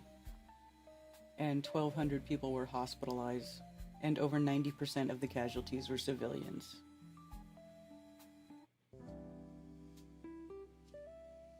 I'm just wondering if anybody going to stop Israel, or are they just going to be allowed to bomb everybody around them indiscriminately, and it's just like everybody's just going to keep looking the other way? It's freaking irritating. Seizures aren't a disease, it's a possession. So you think Ben's possessed? Ben, are you possessed? I doubt I'm possessed, but maybe. Funny. Oh, here we go. Dennis is here. There we go. Hey, what's up, Dennis? What's happening? Oh, not much, you know. Coffee talk. I'm not able to speak freely, meaning by I'm at my job. I may have to, like I said, hurry up and wait. I may have to jump up and cut off at any second. So I'm probably looking at this call to go brief rather than in depth. Say it's going to be like a Mark Sargent call. Okay. Because I'm at work. I was thinking. I think last week I posted something about on the Telegram chat about my. It's as far as I can tell, as far as I see in my mind, it's the. I'll just say what I posted then. It's without describing it right now, but it's the definitive and historic flat Earth explanation for the 24 plus hour sun in the Antarctic during the Antarctic summer. But I know your coffee talks on Mondays, and I'm working on Mondays. You could do, of course, it's your stream, however you want to do it or when. But just FYI, I need to check my schedule, but I'm going to be quitting this job in August to go to mechanic school for 2 years. And I might be free on Monday mornings, but just FYI, I might be more free to go at something a little more in depth rather than the hurry up and wait and stand by to be called up at any moment if the business here gets heavy. Today's kind of slow. That's why I'm able to call in. And that when Tony Coriolis and all were Crumb were talking earlier, that was me that rang up, and I left because I was worried. I didn't want to dive into something deep and then get cut off like halfway into it or what have you. But the two subjects, I had one on the flat Earth, and I'll just say the key to it, to my view, is that the Arctic mountain and the shadow that it casts creates night in the part of the world opposite to the sun, and that's in as far as I know, most of the ancient models, like the ancient Christian one with the Christian topography, or Meru or Sumeru in the Hindu, Jain, and Buddhist ancient cosmographies. Well, anyway, without going into all the detail, that's superior to the modern flat earthism, because the modern flat earthism, Rowbotham's model, and all the people like Gleason and all, except for one I can think of, they basically the Rowbotham model, which does not have an Arctic mountain, and that's one of the main that's one of the key differences. And Rowbotham, he's great, but he on the around Antarctica and things, and explaining the movement of stars, sun, he's a little bit he fails a little bit, I would say, and I think it's been shown in that category, where the ancient, at least the ancient Christian one, and perhaps some of the others, I haven't studied them in depth, but they do have some common characteristics, such as the Arctic mountain of, like in the Bible, it's mentioned in Isaiah chapter 14, verse 13, I believe. But that's one of the common characteristics that, in my view, make the ancient flat Earth cosmographies superior. The other thing, a totally different subject, I was going to mention to, if I can find time tomorrow, I'll email Ben Balderson about, is just my personal interest, because it has to do with the history of religions and all, and cults and doctrines. My own patron saint, he's mentioned in, I'll just say the short version again, won't make Mark Sargent too angry, but I'm just kidding. No, my patron saint, Dionysius the Areopagite, he's mentioned in Acts chapter 17. He became a student or a disciple of St. Paul. And there are these treatises that are very sublime, that are attributed to him, and they're controversial as to who the actual author is. The traditional view is this first century Greek is the author of them, and what things like the celestial hierarchy, talking about the 9 ranks of angels in depth and their functions, and the ecclesiastical hierarchy, and other books. There's one I found preserved in Syriac, and I know he was very popular there. That's a flat Earth treatise from the like early 2nd or 1st century. But there's a whole deal with him. But modern scholars, especially the past 500 years, his fortunes have gone kind of like parallel to flat Earthism. Flat Earthism unpopularity the past 500 years with the Protestant Reformation and Renaissance scholars starting to say he didn't actually write those. Some guy in the some unknown figure who they've never been able to show in the 6th century wrote them, or sometime around then. Well, that's a big difference because they've got these. There's evidences they're in those early Christian centuries. They're just not very widely known or suppressed, but it can be shown a lot of non-Christian, pagan, Neoplatonist writers have some of these doctrines, and as the view I've found, most people don't know about this, but the Christian view, or Orthodox Christian, is that these writers plagiarized these sublime doctrines from them, even in Hinduism and others, that they made it their own, but it own figure from the 500s or late 400s, then that doesn't work out. But if a study of the history with the close attention to detail shows that Dionysius the Areopagite, these books actually were from him.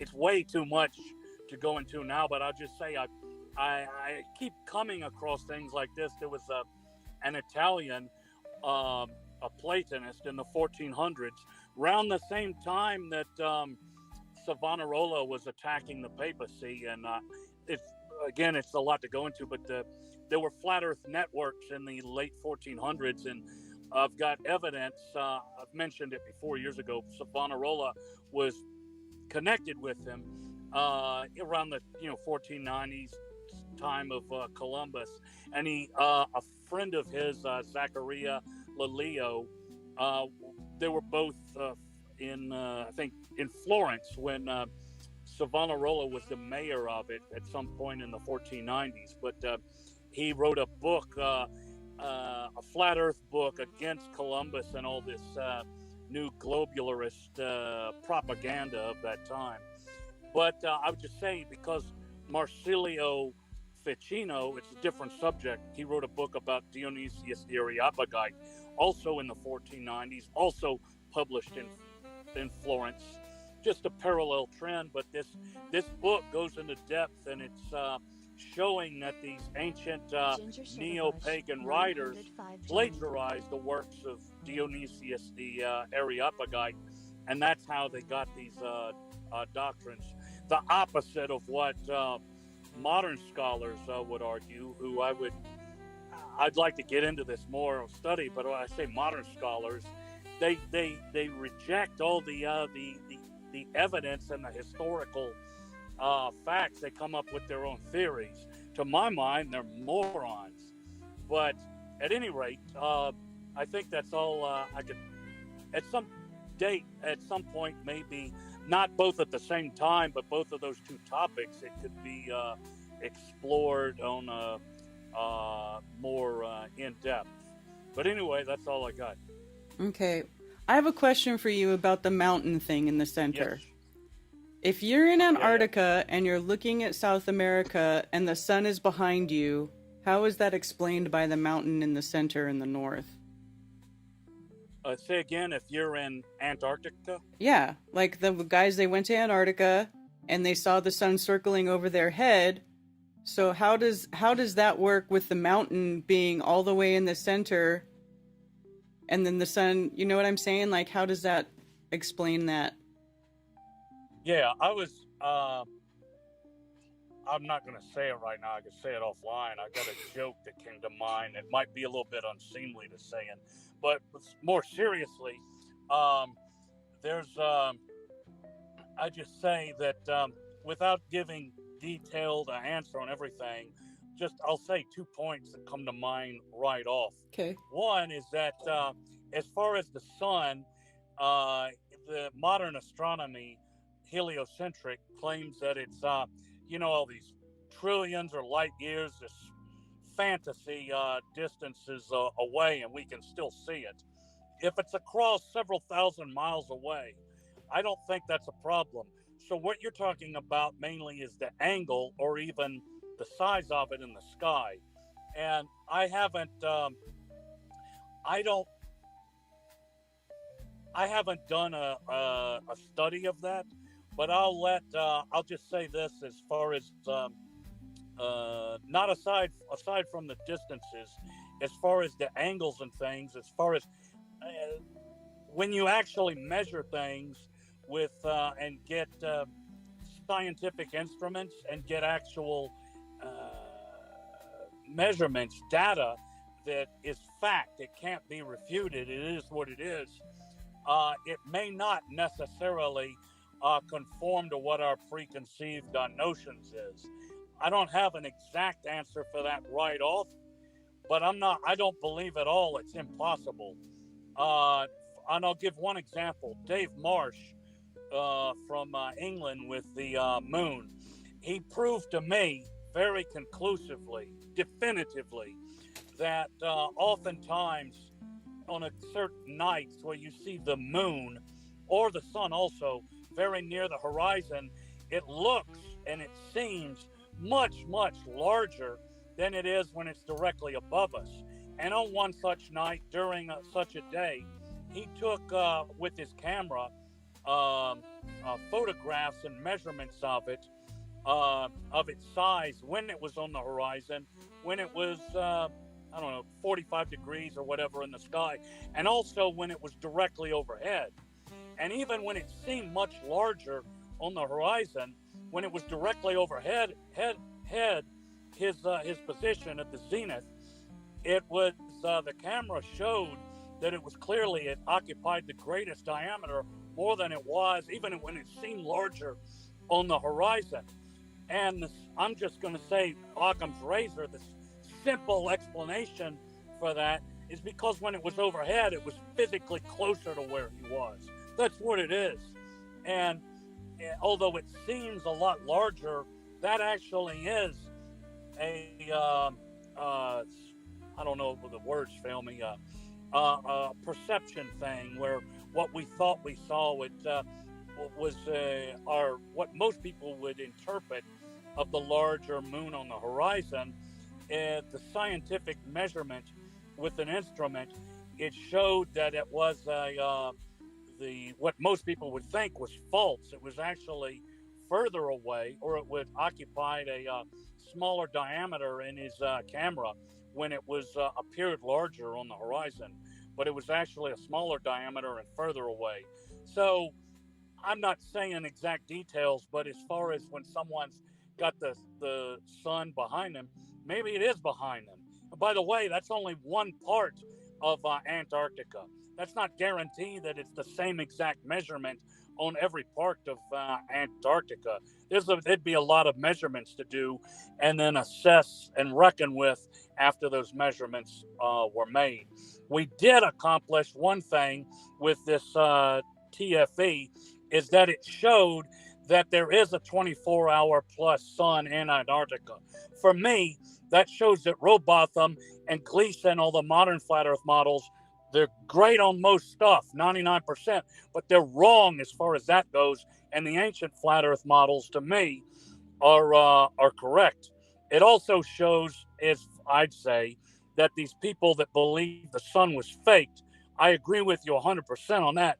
They just don't have the knowledge or the answer, so they come up with just BS, because that's just a master ignorance of it.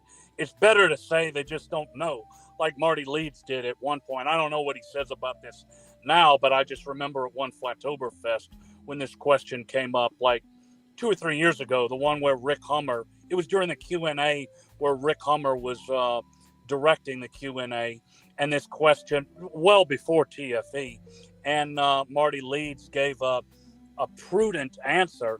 He said that maybe that's an option until you got the facts in. Or just say we don't know the answer to that. And that, I think, is acceptable. But I think I we agree. made progress with it. Anyway, that's all I got. All right, Dennis. Cool. Thanks for calling. Appreciate it. You're welcome. All right. You're going to come else? Why? Do you have more to talk about? I have No. I have another I was caller. expecting. Go for it. All right, cool. Hey, Ginger. Hello. Ginger Sugarbush. Look at that hair. Boy, your hair's grown long. Look at that hair and that beard. Are you calling from Valhalla? Maybe one day. Oh, Karen, I've missed you. How you been? I've been great. Well, killing myself, but doing great. I'm working jobs. Working. I saw in chat you said you're working 3 jobs. Yeah, it's true. Dang, man. Yeah, it's over the top. Wow. How do you juggle 3 jobs? I can't even imagine.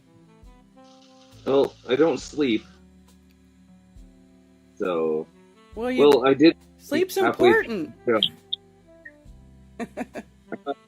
So I've got my main at what you'd call savers in the States. That's my 9 to 5.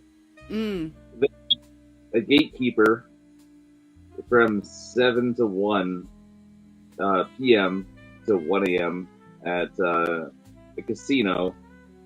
And now I work at the beer store on Sundays, my day off. At the beer store? Yes, we have beer stores. Oh. That's interesting. Like here in Carolinas, we have the ABC store, but it's all the liquor stuff. It's like all the hard stuff. But you can get the beer at the grocery store. Is it like a specialty store, or is it like you have to go to a beer store to get beer in Canada? Well, nowadays you can go to any corner store and get beer, but you can't return it at the gas station. So, yeah, it's one of those things. But oh my God, I have missed seeing you around, Karen. I just so busy. Yeah. I hear you. And I only stream, a couple days a week. I'm not a super active streamer. Yeah, and I'm an idiot because I walk into work this morning and they're like, "You're on vacation." I'm like, "No, I'm not." And they're like, "Yes, you are." I'm like, "No. Here's my little slip of days off." So yeah, I'm on vacation. Oh, how'd you not know that you were on vacation? Was it like you had a bunch of time saved up and you had to use it or lose it type of thing, or? No, I just had the old one from a year ago in my wallet because. Oh. Yeah, so all my plans were completely screwed up. Dad's birthday's coming up. It's supposed to be on the same week. I've got a tattoo that's going to cost $1,000. It'll be wonderful. Wow. But, yeah, everything is completely messed up. Now I've got to rebook the tattoo, which it makes me look like even more of an idiot. Oh, well. Stuff happens. Yeah. It'll be alright. It'll be alright. So, have you had any more Squatch in the backyard? Well, not too much here recently. I haven't had too much going on. I don't know why. It just hasn't been very active at my house lately. But also, I haven't been spending as much time in the woods because after the hurricane, it became like such a mess back there. Although we've cleaned it up a little bit now, so we may spend more time back there. But then, okay, so and then this last weekend there was a huge storm that came through the area, and it was like I was getting flash flood warnings in my little town, and it poured. It basically washed away a big chunk of my driveway, so the driveway is even worse than it used to be. And then when I went down and I took my camera in the woods, and you could see how high the water got. Like it was up above the banks of the creek that it normally is. And trees and stuff, like a lot of the mess that was in the creek got washed further down the creek. A bunch more like parts of the bank got washed away. And there's all these big, huge pile of rocks and piles of sand there that weren't there before. Like it was even like more messed up after this last weekend's storm than it was after the hurricane. If that's even possible.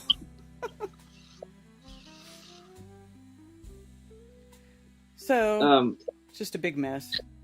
I do want to go look for more rocks back there, though. I was like seeing all the stuff that got mixed up back there. I'm like, man, it's time to go rock hunting back here again. There's all kinds of stuff got mixed up. Well, who knows what's going to get turned up. Yeah. Do love the Squatch. Okay, when I mentioned earlier about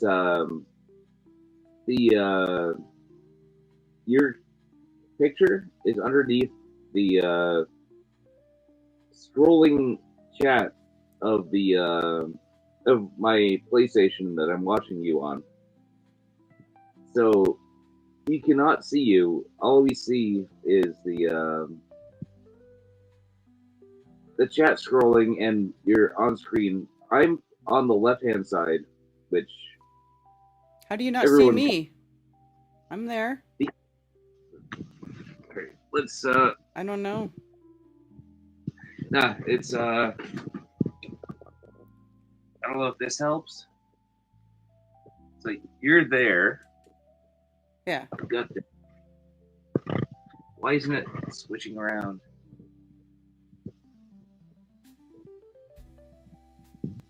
But you're hidden behind all of the words. Oh, I see. Because there's the chat from your feed is overlaying the screen. Like, that's why. You have like two chats going there, it looks like. Not even. Because I have a chat, and then there's the chat that's going over my face is the chat from whatever stream program however you're watching the stream. It's putting the chat. YouTube. YouTube does that. Maybe PlayStation through YouTube. Yeah, it's the chat. So yeah, and I mean, I would way more love to see you than whatever anyone else is talking about. I don't know how to turn the chat off. Maybe there's a setting for you to turn chat off from the PlayStation. Well, I'm sure I could, but I also want to watch, even though I don't have a wrench to hammer anyone down. But all I'm saying is, if you're on the other side, it's, and I've been trying to tell this to Mark as well. So, not a big deal. Just one of those things. If you can just slide your side over. You want me to change my whole screen? Well, maybe next week. I'll be working next week, and I won't be able to catch it live because I'll be at work. Anyway, Karen, I love you. Thank you so much for everything you do. Well, thank you. It's good to hear from you again. Glad you're still around, still kicking. Oh, I've been in the background. Just not vocal as much. That's all right. What can you do? So, let's let Platypus say hi. Oh, hi, kitty, kitty, mew, mew.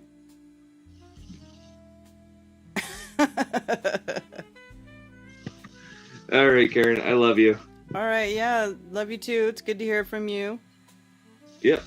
All right, take care. You too. Thank you. Alrighty. Let's see. I might have to hide that window because there's.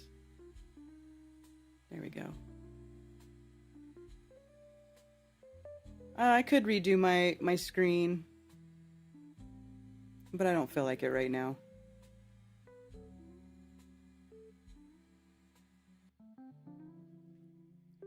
Can turn it off. Did you see that hair Ginger had? That was wild.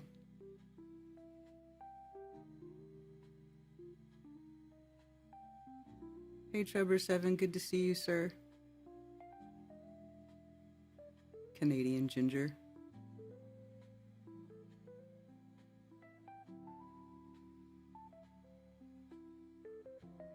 Ted needs a bigger saw. He might. He actually might, but we can't get a bigger saw right now. We're poor.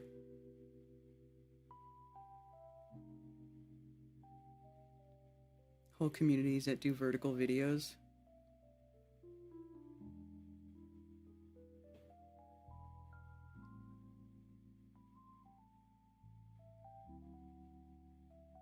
That's his sugar bush.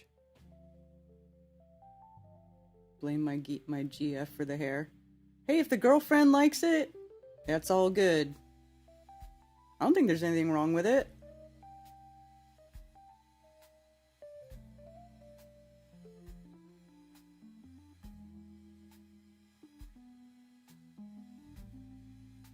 All the short watchers.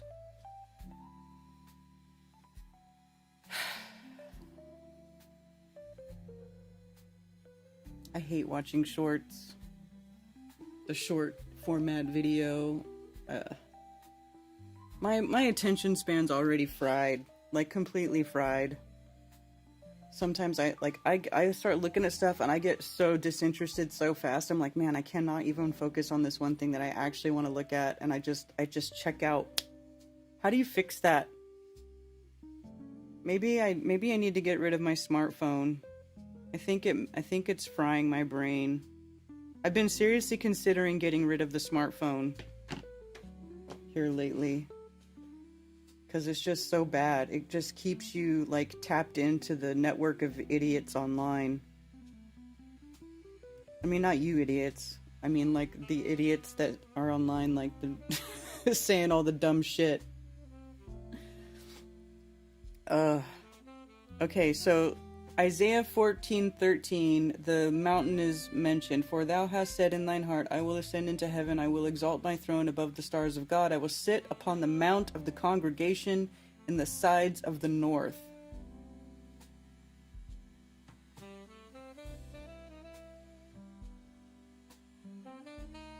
Extreme parts. So for this word, it could be, it has all these meanings, so extreme parts. So in the extreme north.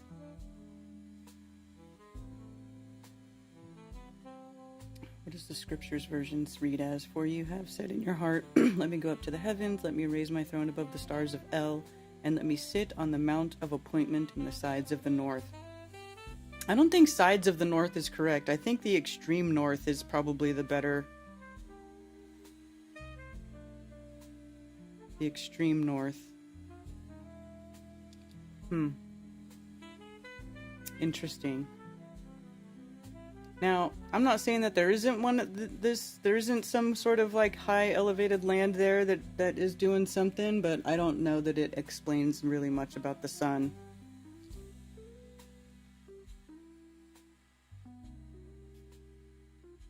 As an enabler, I can tell you the problem is that you don't have enough smart devices. You need more AI, lots of AI. Oh my God, Mark. Oh my God. No. No.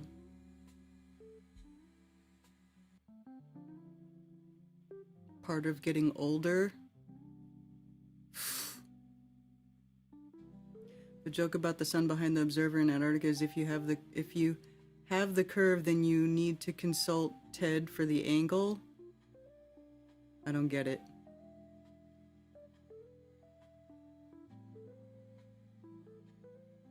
One girl at Flattoberfest, Victoria Salt, doesn't have a smartphone. I respect that move. Plan to do it someday, but not yet. I know.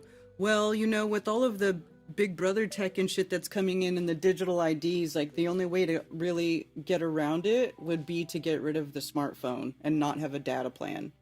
And actually, if everybody got rid of their smartphone and killed their data plan and killed their addiction to smartphones, that would really throw a wrench in the tech bros web of control that they're trying to weave over everybody.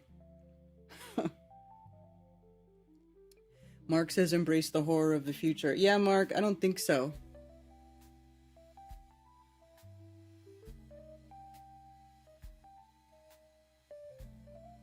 Hurricane Fest. Older also made me less patient.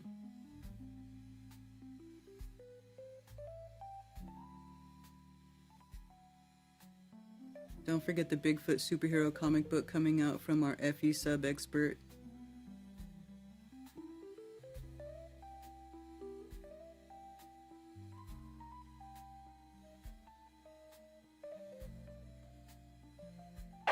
I think if people want to investigate Flat Earth, they should be able to without censorship. Do your own research and always ask questions. Oh my God.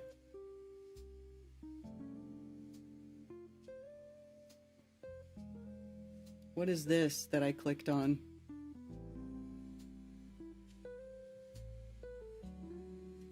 It's just a picture.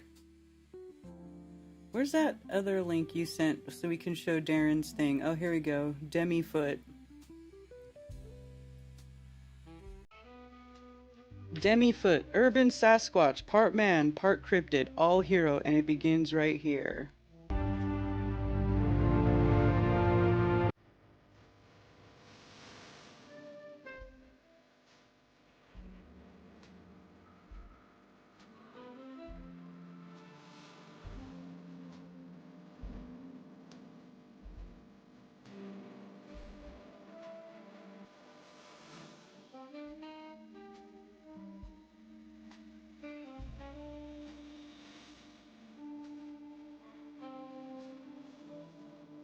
Half man, half Bigfoot.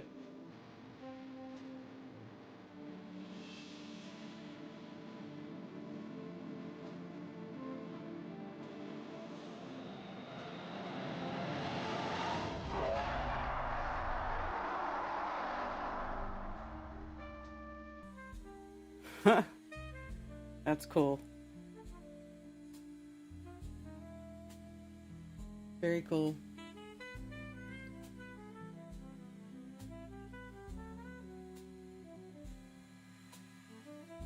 Want me to call in and talk about the debate? I mean, if you want to.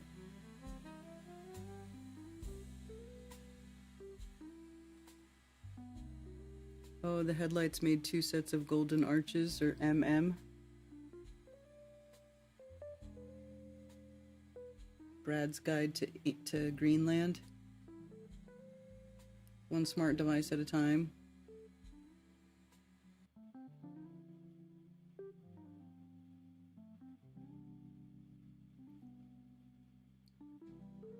I mean, did you think that anything... Let me ask you this.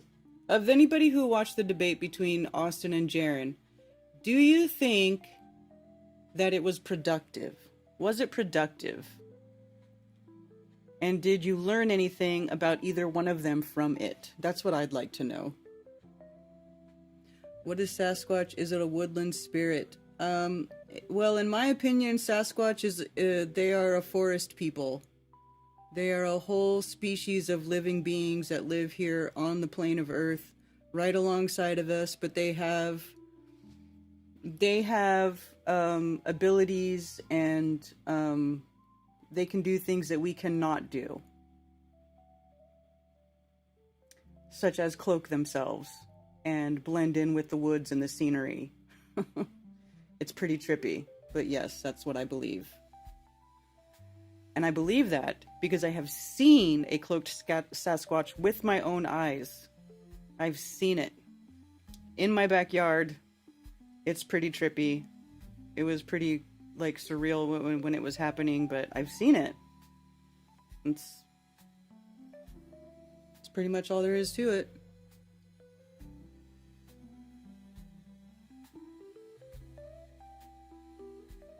Technology will take over if we don't stop it. Decade back, Sis had a big Alaskan fisherman got lost sauce guy anomaly. I have a Bigfoot playlist on my channel if you're interested. I just updated it recently. A chameleon race, interdimensional or camouflage beings. Yeah, I guess they could be considered interdimensional.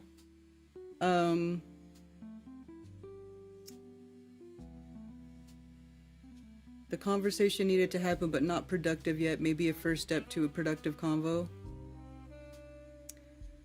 I support Witsit gets it. He didn't take the bait. He didn't cash the check. In return, they put the squeeze on him. Shit is real. He trusts the creation. Let's be kings.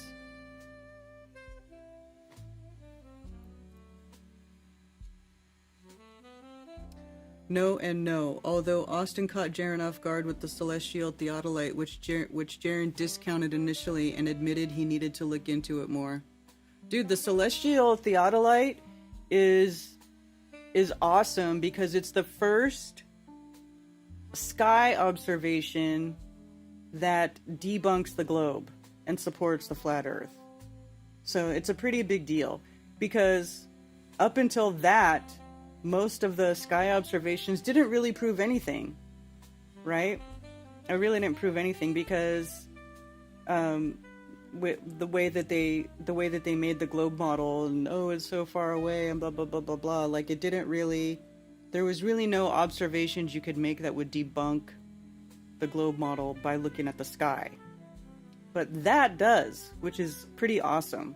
It's a pretty big deal because it's pretty easy to debunk the globe just by doing direct measurements of Earth's surface, right? By seeing that you can see too far.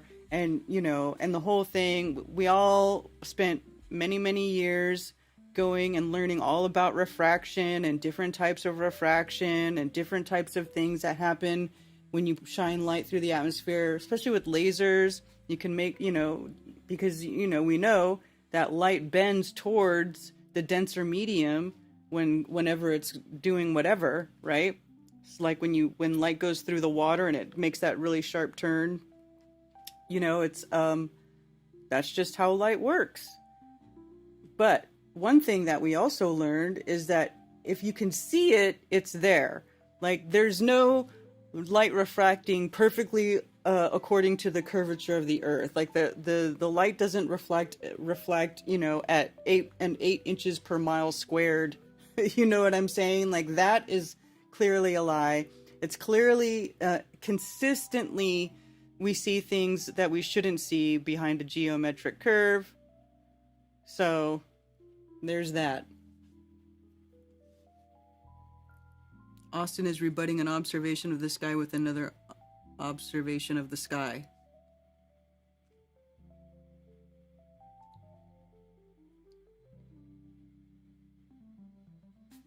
Karen, was he doing shrooms or crack and chasing him? Who? Saw a video of gay Israelis hiding in a bunker. Oh my god, I saw that too. That was disgusting. It made me want to vomit.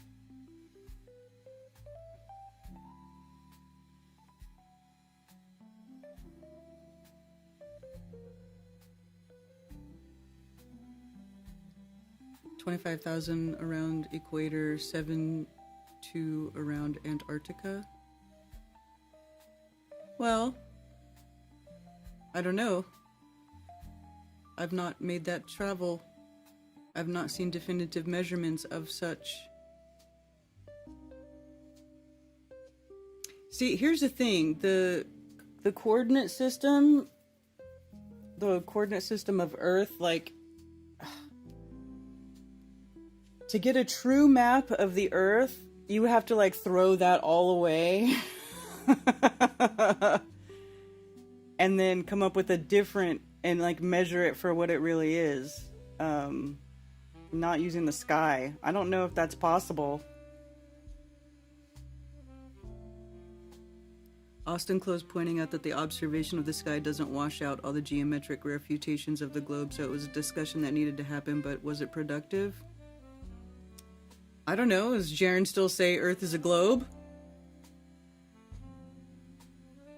Then it wasn't really productive, I guess.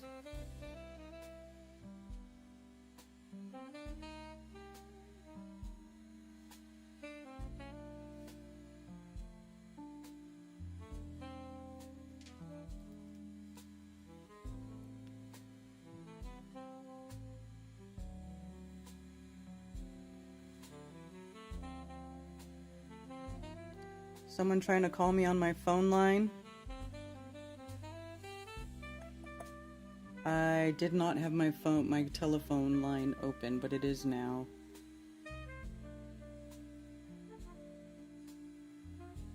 Only math. Everything comes back into view on the water that looks like it's going over said curve. When you increase the power of the lens, you're looking with whatever objects appeared covered are.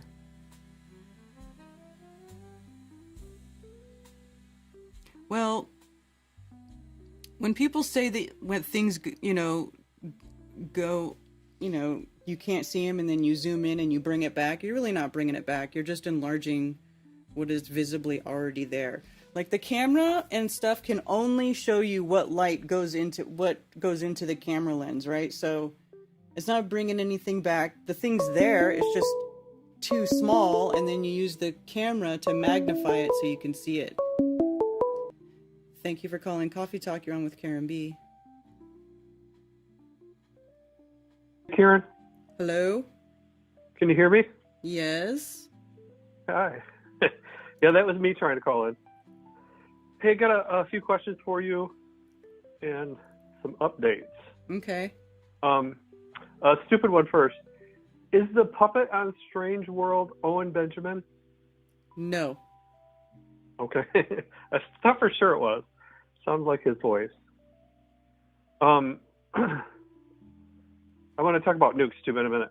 Okay. That Barry Stepp guy I told you about, his last video and video 409, he's showing clips of Witsit and David Wise. He's pretty much a flat earther now. Who? He's the guy who, on this episode 400, went into the little season. Mm. And also, I found a door. You said 50-foot doors were too big. There's one that's 151 foot. Then the Laterna Basilica in Rome is still operational to this day. It's built in the 1600s. It's an iron door. A single person can open it. It's weighted so perfectly. Anyway, I thought that was kind of cool. I know many other doors that are that big too, but that one's the recent one I just saw on a YouTube video. And how tall is the door? 151 feet. And the latch is at the top. Check it out if you want to pull it up. That's pretty. like 15 stories. 151 feet. Yeah, that's like 15 stories. Okay, maybe double check me. Laterna, Lateran, Basilica door should bring it up. The There's bronze door? Yeah, or iron bronze. Yeah. I paused your stream so I can't see what you're looking at. I could just turn down the volume. I swear they said 151 feet. Did I get it wrong? Ancient bronze doors of St. John Lateran. The great bronze doors of St. John Lateran, the Cathedral of Rome, once belonged to ancient Curia Julia, which still stands in the Forum. The doors, which date back to the reign of the Emperor, were moved to the cathedral in 1660. Blah, blah, blah. Does it give you a height?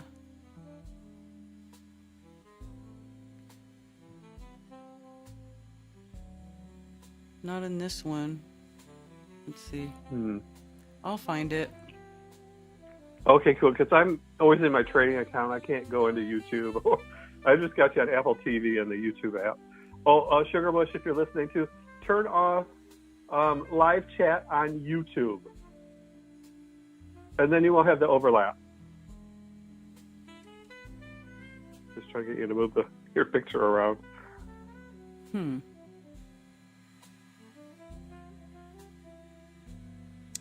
Well, let's... Beautiful door. I've seen many more that like that size too. You know, my point, like, who are they built for? I get you got to bring big I objects don't in think and they're out. 150 feet, though. Now you want to look it up, but I'm kind of, my hands are tied. Unless I look it up on my phone, and it'll be, yeah. I usually get it right, though. 151 feet. I wrote it down. Well, it like, should be right there on the Wikipedia. I mean, here's an image of a woman standing there. Like, say she's 5 feet, it would be 5, 10, 15, 20, like maybe 25 feet. Oh, could it have been 51 feet? I couldn't be that wrong. All right, now you're going to make me look it up. Hold on. I'll log out of my account. The stock market's surprisingly up today with the bombing going on. I sold a whole bunch of stocks on Friday thinking everything's going to crash. Laterna Basilica. Oh, my spelling. Hopefully that brings it up. Door. We brought here. Yeah, some of these little picture shorts. 2,000-year-old door. It might not tell me the feet. That's a big ass door. I get what you're saying though. If he's 6 foot. Anyway, we're belaboring the point, right? Let's see. Oh, here, there's a Wikipedia thing about it. See if it talks about architecture. America. I think I found a little short video. In St. John, Laterna, built around 80 BC. Julius Caesar would have walked through it. This door is still beautiful thousands of years later. Yet no sign. I swear I saw it in a video and I wrote it down. I like to be right. It's a problem I have. Well, I mean, it's good. You should want correct information, but I don't think those are 150 feet tall. But let me see if I can figure it out. Let me see. Let me just type in how tall. Yeah, that's what I did too. I don't know what.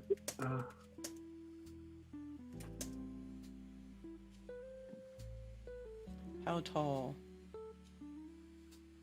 If I spelled it right. Lateran Basilica.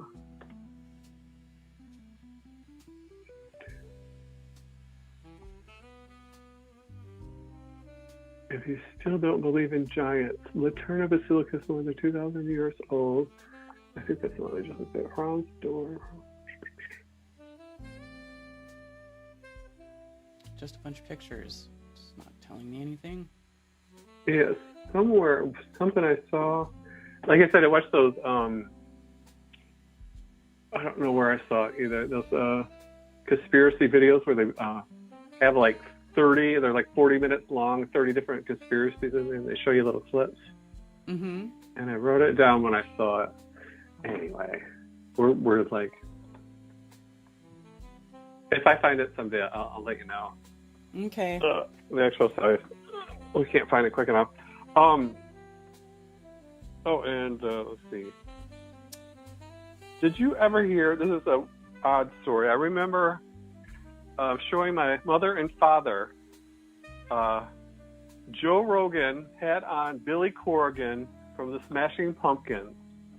And he told Joe that he saw Trump turn into a 7-foot-tall reptilian in front of him to intimidate him. Oh my God. Are you a watcher of Joe Rogan or anybody No. listening? Did he really say that? I swear to God, it was like 10 years ago. I pulled up the clip. I spent a long time looking for it so my parents could hear it.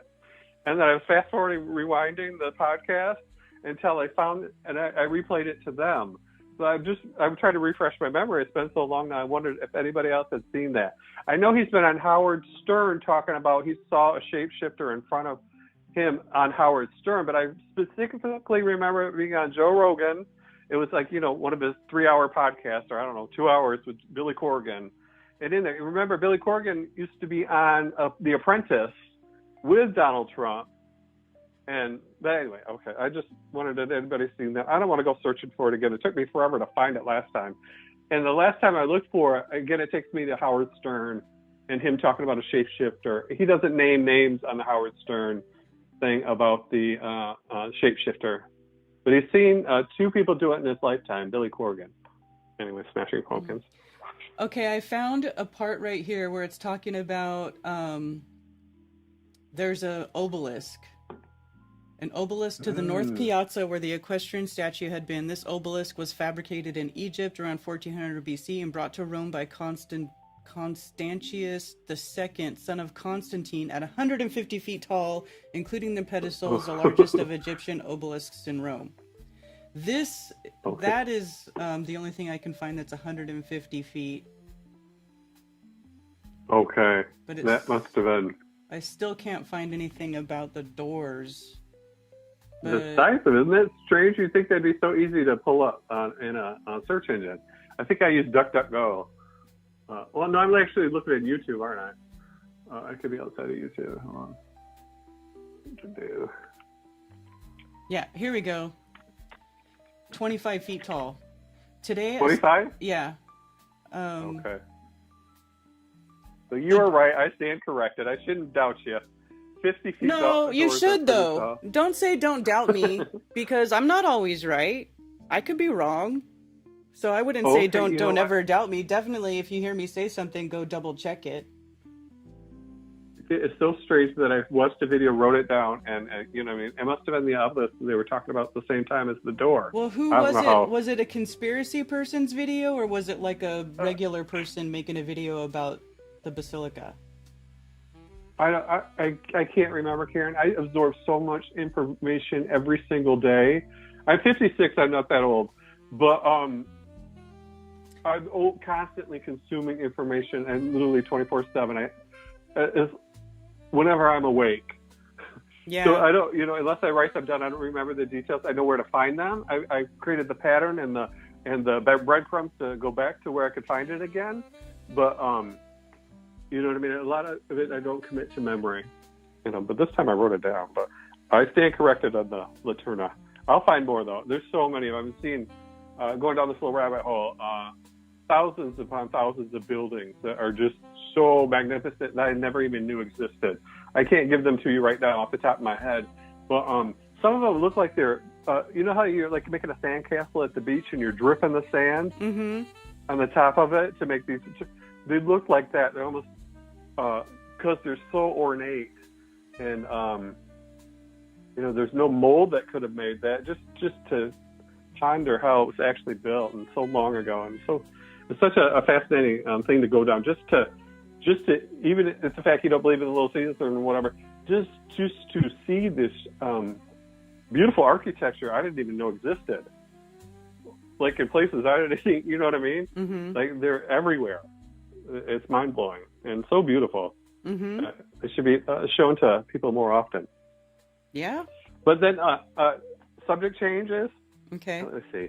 I got a little list. Okay, Eric Dubay. Did you see his recent video? He brings up Mark Sargent, Patricia Steer, Jaron. He is talking why he isn't a part of the Flat Earth group. And so I thought that was interesting if you ever want to see it, or the audience. I did kind not. of explaining his side of it. What's that? I did not see that. I don't really like Eric Dubay, so I don't really watch his stuff. For obvious reasons. He's kind of pompous. It was just out yesterday. I just wanted to mention that because he brought up Mark Sargent not answering his email, why he didn't. He brought up David Weiss. I think he said making millions off the app. He brought up Jaron Flippin and, for the, whatever, FE, what is it called? The final experiment. Mm-hmm. So anyway, I won't go through the whole thing. He talked for like an hour and a half with some other podcast guy. Anyway, it wasn't like you must see or anything. I just thought people might be interested. And then, nukes. I want to get your theories on this. Do you think nukes might be fake as well? Yeah, I think nukes might be fake. Here's my weird intuitions on the subject. Mm-hmm. I like to put them out there so people can laugh at me or prove me wrong. Why every nuclear plant is beside water, First of all, they say cool Well, the rods now- and all that, and he's all. But I just want to say there's a difference between nuclear bombs and nuclear power. Nuclear power is real. Okay, I'm going into both. Okay, And continue. the reason why you have to Continue. my train of thought. Okay, so there's a 60 Minutes episode where they show nuclear submarines, and in that nuclear submarine 60 Minutes thing, God, it was 15 years ago. I don't remember I couldn't find it probably even if I wanted to now. But they had a little machine in the nuclear thing that they had a name for it. And it was a specialized secret, blah, blah, blah. How they could create oxygen for subs that are down there, they're 3-6 months, they're under the ocean. Mm-hmm. You know what I mean? They have to have oxygen. Mm-hmm. It was taking seawater and turning that into oxygen. And then I've also seen where they've shown they're splitting the H2O molecule, what you call it, chemical, blah. They're splitting it. In a factory I don't know where it was, but it made the hugest, loudest noise. Everybody had to have shit on their ears when they would split the H2O molecule. And I'm thinking in a nuclear submarine, you could split the H2O, get the oxygen, and propel the thing, and then call it a nuclear submarine. I don't know if there's really nuclear, power in the submarine. Could be, but it always has to be by water. Nuclear plants are always by the ocean, like Fukushima and everything else. And then, the nuclear explosions, even Joe Rogan put on there about how they're showing their little models and they're showing how fake the videos are of the nuclear explosions. Mm-hmm. And you know what I mean? Like Chernobyl blew up, nuclear bomb blew up. There's old ladies still living there, never left the place with all the radiation, and they're still alive to this day. Yeah. Next to Chernobyl. You know what I mean? So you kind of get my and Yeah, I the other think thing, that's the part fear of the- factor of it all. We're Yeah. all going to be blown up. We have enough bombs to blow up the Earth 1,000 times older. Yeah. Over. Be afraid. Be afraid. Be Mhm. afraid. Totally. This country can have nukes. This one can't. You know what I mean? It all seems like a little bit of bullshit, Yeah. in my opinion. Yeah. All right. I'll shut up and give me your thoughts. All right. I would agree with that. I think that nuclear power is real. Now, I am sure of that because I was married to a man who was a Navy nuclear machinist mate. So, in other words, he powered the nuclear power station inside of an aircraft carrier because the aircraft carriers they build now are nuclear powered just like the subs. So I was married to a man who did that for a living. When he got out of the Navy, we came here so he could work at a nuclear power plant because that was what he was trained to do. So, and he's told me that he's been inside the plant. He's seen the glowy sticks in the pool, in the water. So that's all a real thing. Basically, it's just a fancy way to boil water and create steam power with using the nuclear process. Now, That makes sense. weapons is a totally different thing. How they do the weapons. And according to him, he was explaining to me like on a whiteboard at one point. I couldn't retain the information. I wish I had recorded him saying it, but I didn't.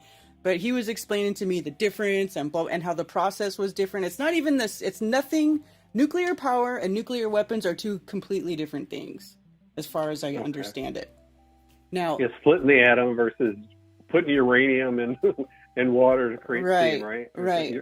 And I think part of the lie of the nuclear weapons and nuclear power is the radiation half-life and like the exposure, like they make it say, oh, if there's a meltdown and then the radiation cloud comes over, everybody's going to die, your skins are going to fall off and, and it'll be tainted forever and ever.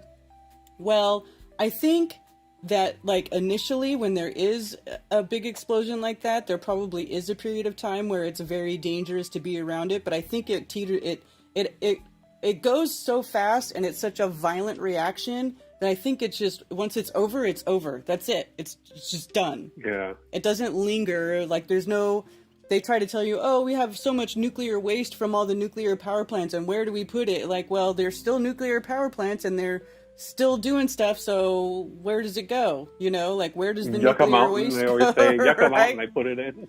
Yeah, so I think they lie about how dangerous it is. Not that it isn't dangerous at all, like you have to know what you're doing, but I think they lie about the fallout just so people are afraid to even mess with it. because It could be a land grab too. You know, that land is tainted. You can't go there anymore. But Japan seems to be right back in Fukushima. I think the citizens are all back there. yeah, they still live there. Like, people live there now, and it's fine. Like, all these places that were allegedly bombed with nukes, like, they're fine. Yeah. Life continues. So anyway, okay, that makes more sense. I'll stop thinking that it's a split in H2O molecule. Because it's just that underwater sub and how they got the oxygen in there, and it would be very convenient. And it seems like there would be enough power by splitting hydrogen from oxygen. I mean, create isn't that energy. just electrolysis? Like, you know how Like, when they when those electrolysis, hydrogen I think of vehicles, skin. like those hydrogen What's that? vehicles, don't they just like, aren't they separating the hydrogen and the oxygen and creating the hydrogen? Like, isn't that just like a form of electrolysis? Like, why would it be making such a loud noise? I don't get it. I don't know, and I don't remember where I saw that clip from, but I just remember them just, it was just a huge noise. They're like, ready, we're going to do it right now.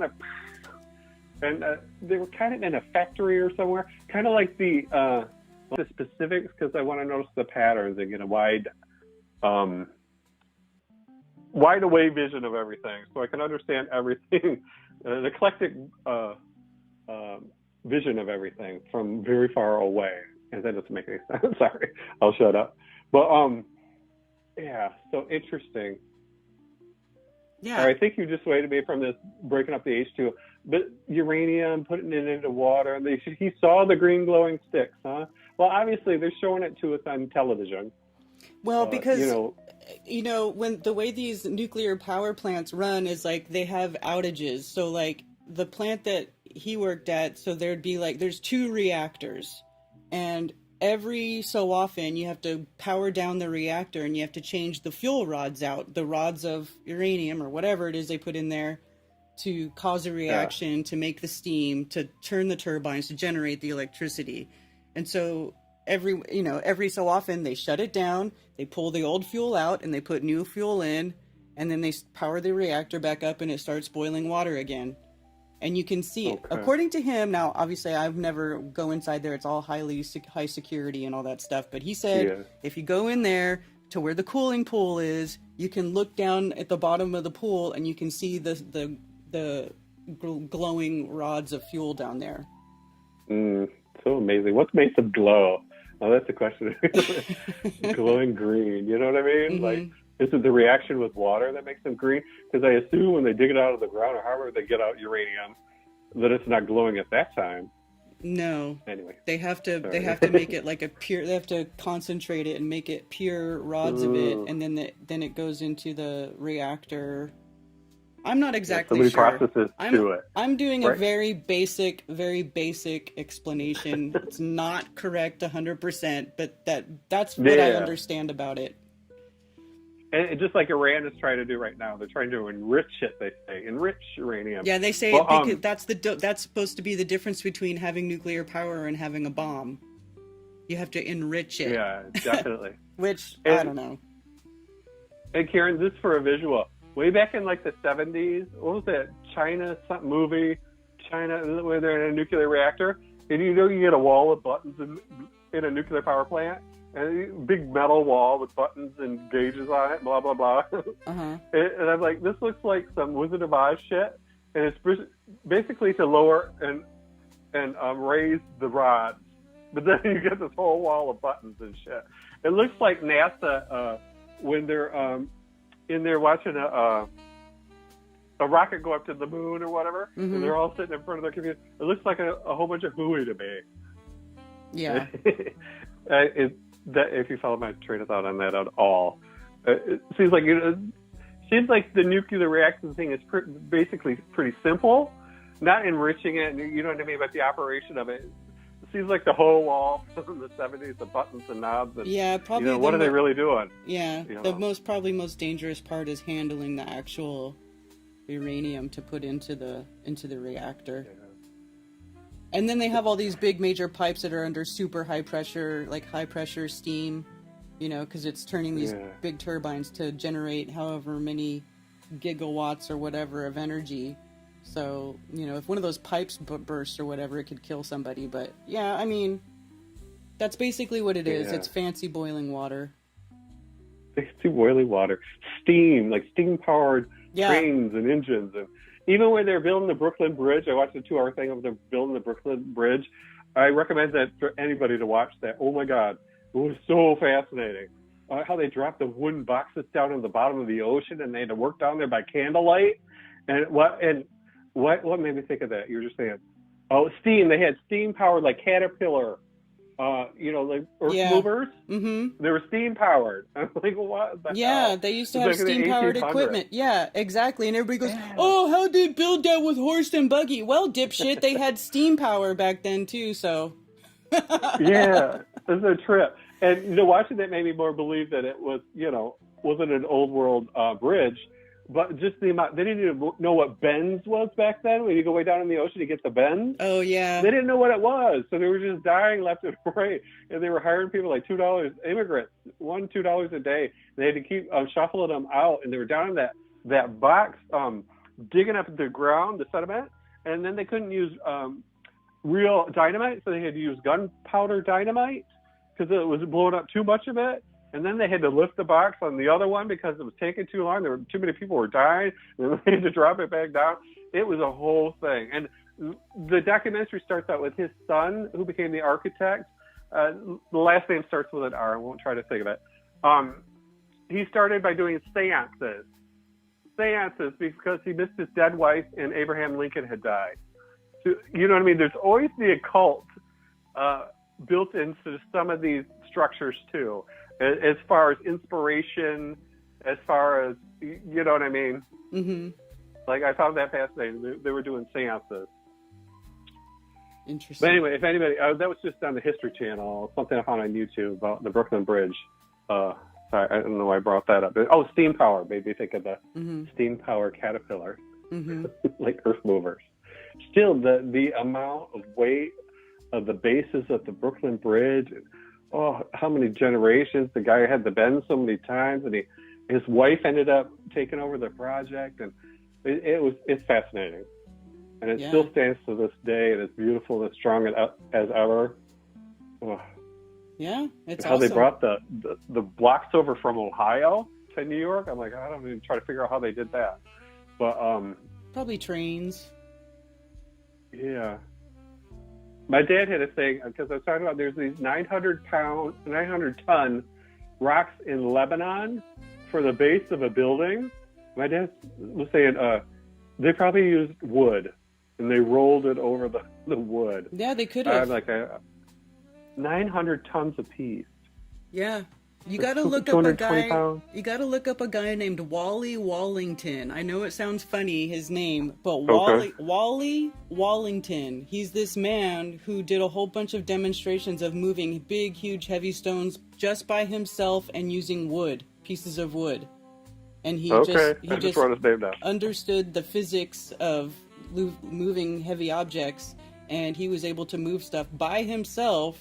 That, like, most people today would be like, that's impossible. Giants did it. Aliens did it. So, yeah, interesting stuff. Well, sometimes I think, like, the pyramids and stuff, too, that was probably sound. You know what I mean? They can use sound to levitate things. They can use magnetics to levitate things. And, yeah, I'm not talking more about the pyramids and bigger stuff. Like, God spoke and created the earth, used his words, his voice, sound. There's something I think along the lines of that too that explains some of the heavier moving. Anyway, okay, and I'm hogging the phone line in your stream. Last thing, Ecclesiastes is my favorite book of the Bible, and you brought up there's nothing new under the sun, which expressly says that in Ecclesiastes, and that everything we do in this world and this life is vanity. All is vanity. So not take life so seriously. We know how it ends. Nobody gets out of here alive. We know who wins in the end. And people worrying about their legacy and all of that, everybody will be forgotten. Everything is dust to dust. It blows away in the wind. Everything we try to hold dear in this life, it's all vanity. And that brings me peace. It brings me peace rather than, when I get too worried about things. Mm-hmm. It's all vanity anyway. Yeah. Any thoughts on that? Does that bring you peace at all? I mean, to be honest, not really. But if it brings you peace, cool. Yeah. I'm an odd person. I'm less than 1% of the population. Nobody gets my train of thought, but I put that out there for anybody it'll speak to. That you know what I mean? It's all vanity. I noticed a park bench in my city here with a name on it. This guy donated mountain biking trails in the forest I used to go to. Ruined the whole forest. There's one mountain biker just so he could get his name and donate some money to the city for this thing that nobody uses. You know what I mean? It's just, it's fleeting. It's all vanity. I mean, it's nothing. This, 5,000 years old. When I was looking for my mother's grave, I didn't know where it was. And I was going to every single grave site, every little headstone. And it struck me that some of them are completely faded. You can't read the name of the years or nothing on it anymore. It's completely faded. And like their loved ones are gone. No one's visiting this grave anymore. No one even knows they existed. It's sad, but just the truth. It's freeing. Anyway, I won't belabor the point. You get my message, right? Yeah. All right. Well, good talking to you, Karen. Anything for me? Or talk, Nuke? No. Good subjects though. I like the. Okay, good. Do you like what I call, or am I annoying? No. I like your call. It's good. Okay, I think I sparked little different debates. I hope. Yeah, it's cool. It's all good. Okay, and thanks for checking out that door. The 51 feet. All right. No, I'm not even one. 25 feet. Just over 25 feet. 25 feet. Yeah. Yeah, and the what do you call it? The pointy thing was 151 feet. The obelisk. Yes. Obelisk. I can't think of the name. I was thinking of the Washington Monument from Trump's little parade this weekend. Okay, all right, I'll let you go. All right, thanks for calling. Have a great day, Karen. Yeah, you too. Bye. All right, bye. Yeah, man. Wally Wallington. There's a bunch of videos you can see. He's got this huge stone here that he's moving around. He did a whole thing talking about how Stonehenge could have been built, but it's pretty interesting because he's just using physics, and he even talks about it. Like, this is a longer video. This one's 30 minutes, but it even talks about, he's like, well, we're gonna measure, 2/3 of the width of it. Look at him with his pipe there. This dude's awesome. Joined. Totally awesome. Ooh, Fathead. Oh, I was about to add you and then you hung up. So look, there he goes. He's spinning it around.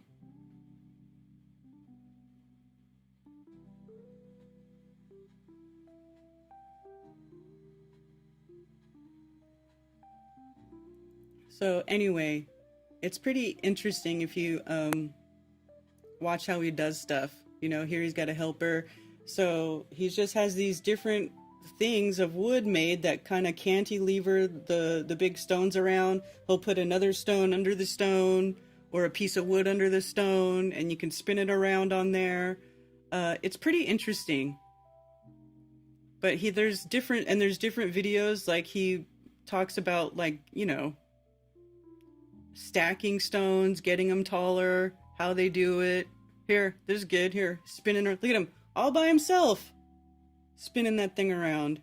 Getting it from one end to the other. Like, it's how you could move the stone. Just by sort of like leapfrogging it around, if that makes sense.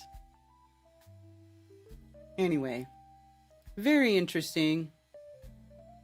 If you're clever and you know how to use, physics, there's actually a lot of cool stuff you could do. What are you guys talking about?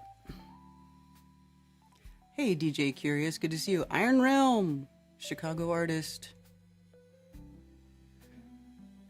Okay, Ben's talking about stuff.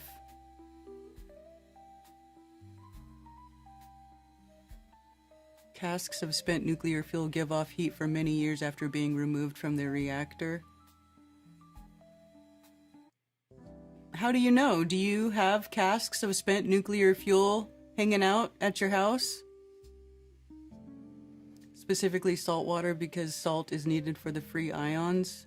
For what now?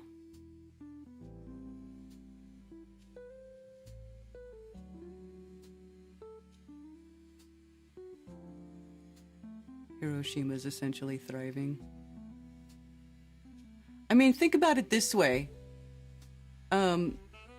There's a whole bunch of comics where it starts with the hero being exposed to radioactive energy or being like radiated, and then they become like super, right? They become superhuman. They get superpowers. They don't die. They get stronger.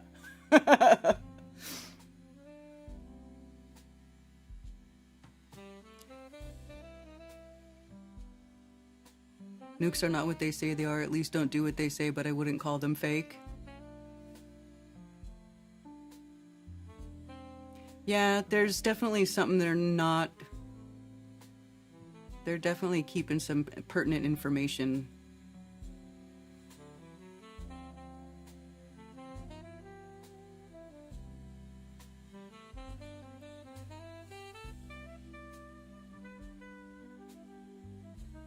Baby's doing great, 6.5 months old now, and the little dude is working on skipping crawl. Oh, that's so awesome. I'm so happy for you guys.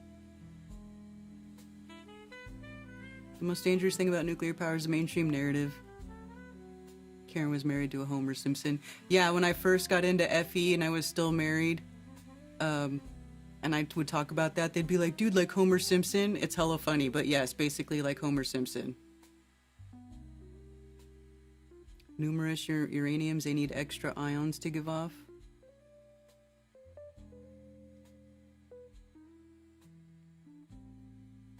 What is weird is they call it enriching, but they really just stabilize it. 238 is the natural uranium most present, and they lower it to 235 to make it fissile.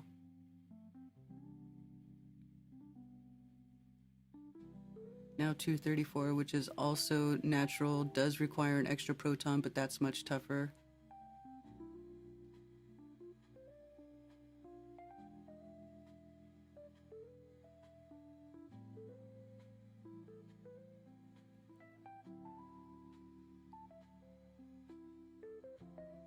Levers and levers.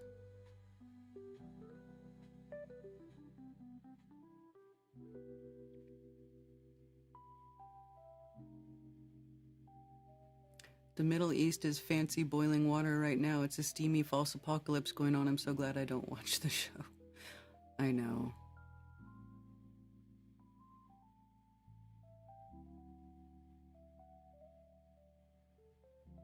Want to bathe in your garden? Daredevil gets radioactive stuff in his eyes and goes blind, but gets superpowers in the old movie. Yeah, see?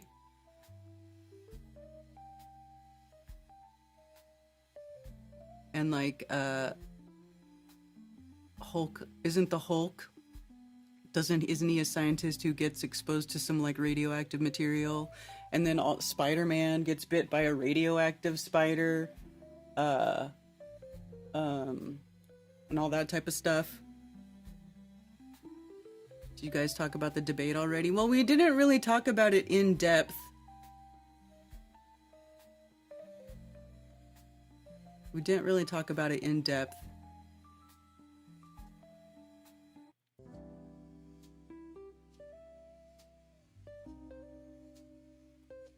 Did you watch the debate, DJ Curious? You can join and talk about it if you want. I have a link to join pinned at the top if you want to join via video.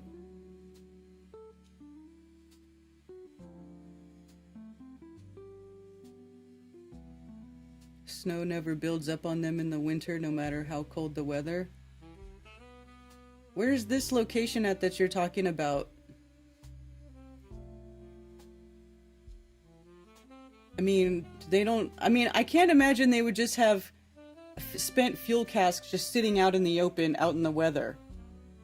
Just like there.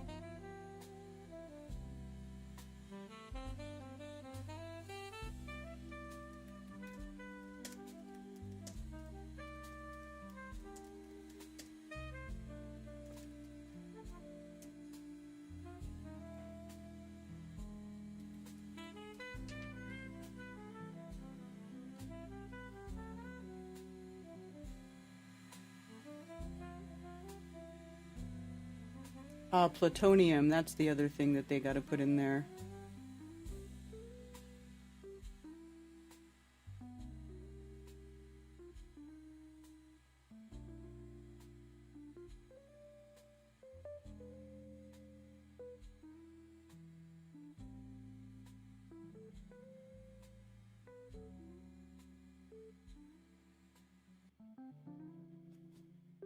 Currently, most spent nuclear fuel is safely stored in specially designed pools at individual reactor sites around the country. Dry cask storage. Licensees may also store spent nuclear fuel in dry cask storage systems at independent spent fuel storage facilities at the following sites. At the reactor. Decommissioned reactor sites or consolidated interim storage facilities. Thank you for calling Coffee Talk. You're on with Karen B. Is it possible to go second time if I keep it brief? I mean, sure. Okay, it's that the last caller, well, I had to step out for a moment because of work, but I may have to hear again in just a moment. Anyway, the last caller, one comment and one question. The comment, he mentioned the door of St. John Lateran Church in Rome, and I have to step out in the rain here, but I'll continue the phone call. Anyway, I just wanted to mention Zachariah Lelio. He was the rector or head priest at that church in the 1490s. And he was a flat earther and wrote flat earth books, a couple in Latin, but they're online on archive.org. His last name is spelled Lilio, Lilio, and I think the name of one of them is Contra Antipode. In other words,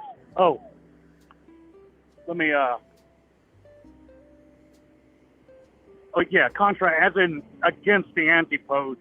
His view was that they don't exist. Like some people with the feet opposite on a globe or what have you. Anyway, he was a personal friend of that I mentioned to it. Coincidence. He was a personal friend of Savonarola, Savonarola was put to death, I think, in 1499. But earlier in the 1490s, he was the mayor of Florence, Italy, and he was friends with Lelio. And I think Lelio's book was published in Florence while Savonarola was the mayor of it.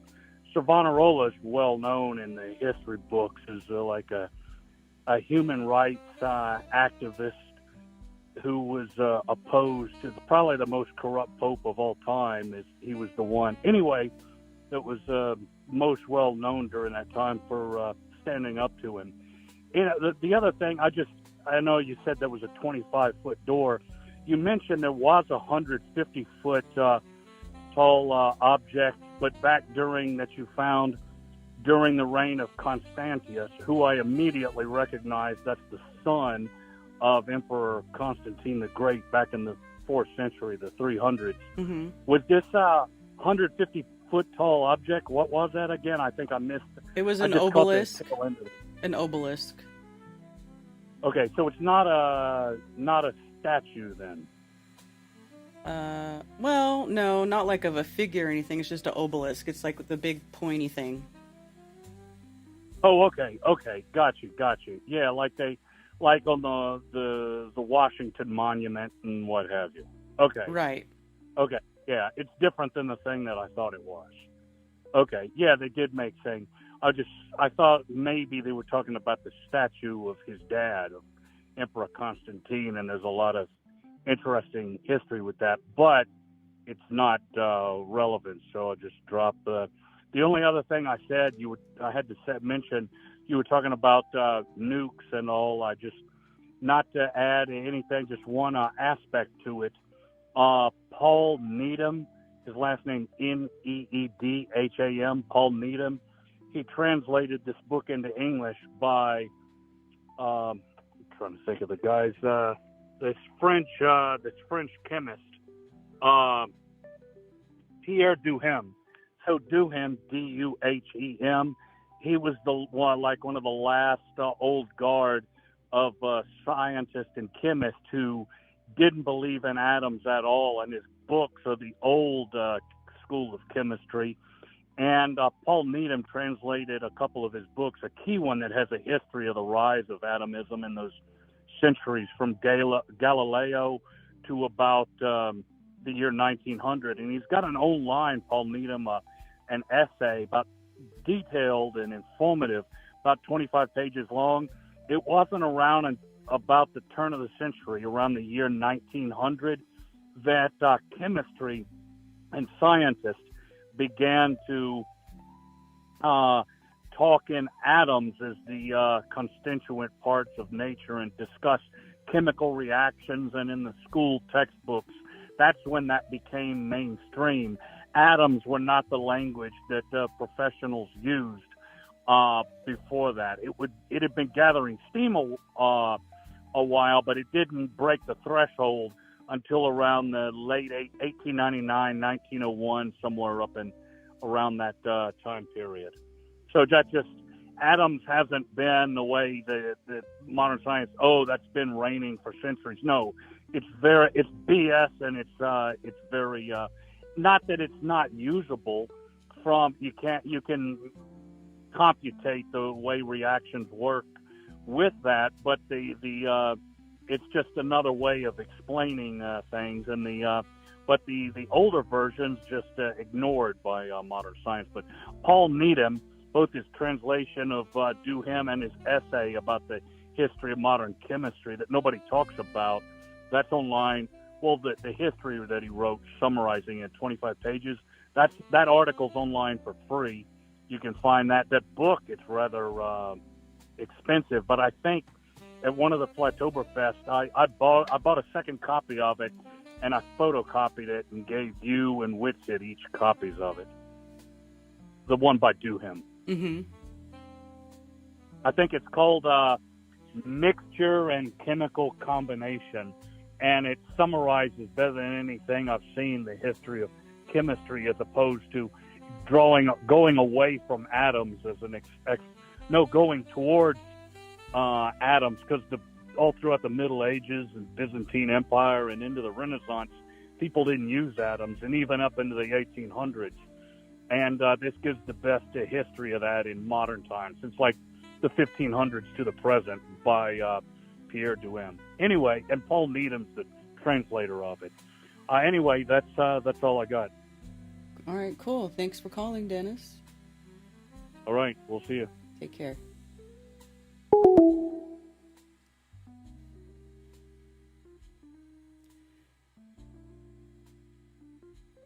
Minnesota.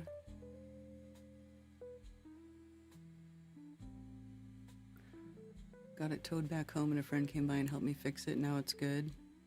Oh. Once it drops to radon, it isn't useful, but it will keep dropping ions until it reaches bismuth. Look at the uranium decay chain.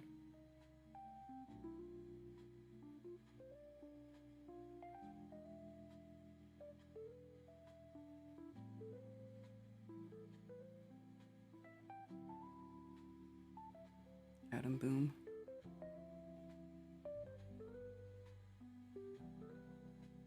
Storage yards are not scary or dangerous. Well, I wouldn't think they would be, because I think that's part of the lie. They want you to think all that shit is super scary.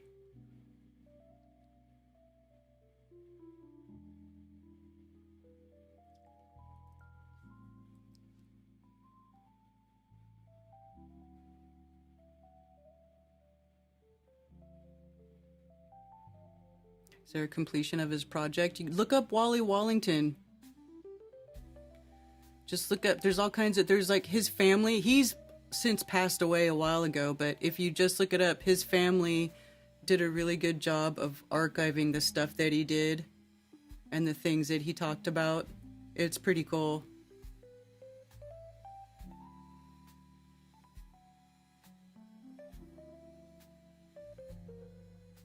Dennis says a lot without saying a lot. Yeah. What was that? Ben says nuclear power. Oh, where I just saw a comment I wanted to read.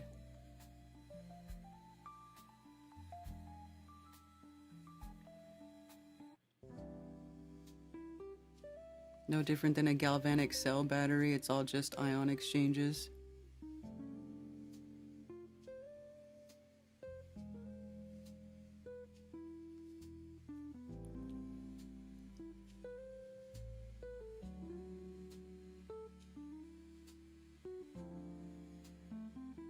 All right.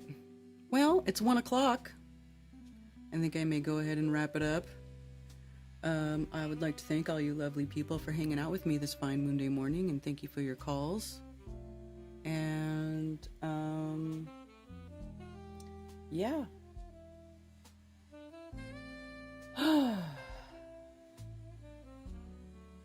Just try to, I don't know, man. I don't even know what I'm doing anymore. Anyway. Alright, you guys. Have a wonderful day. May see you Thursday on Glowbusters. Not sure yet. Not 100% sure what's going on over there. But I'm gonna shut her down. So thanks for being here and have a wonderful day. You can send physical mail to P.O. Box 10, Earl, North Carolina 28038. You can also follow me on Ko-Fi.com, and if you enjoy my shows and want to send me a tip, anything and everything is greatly appreciated, and thank you.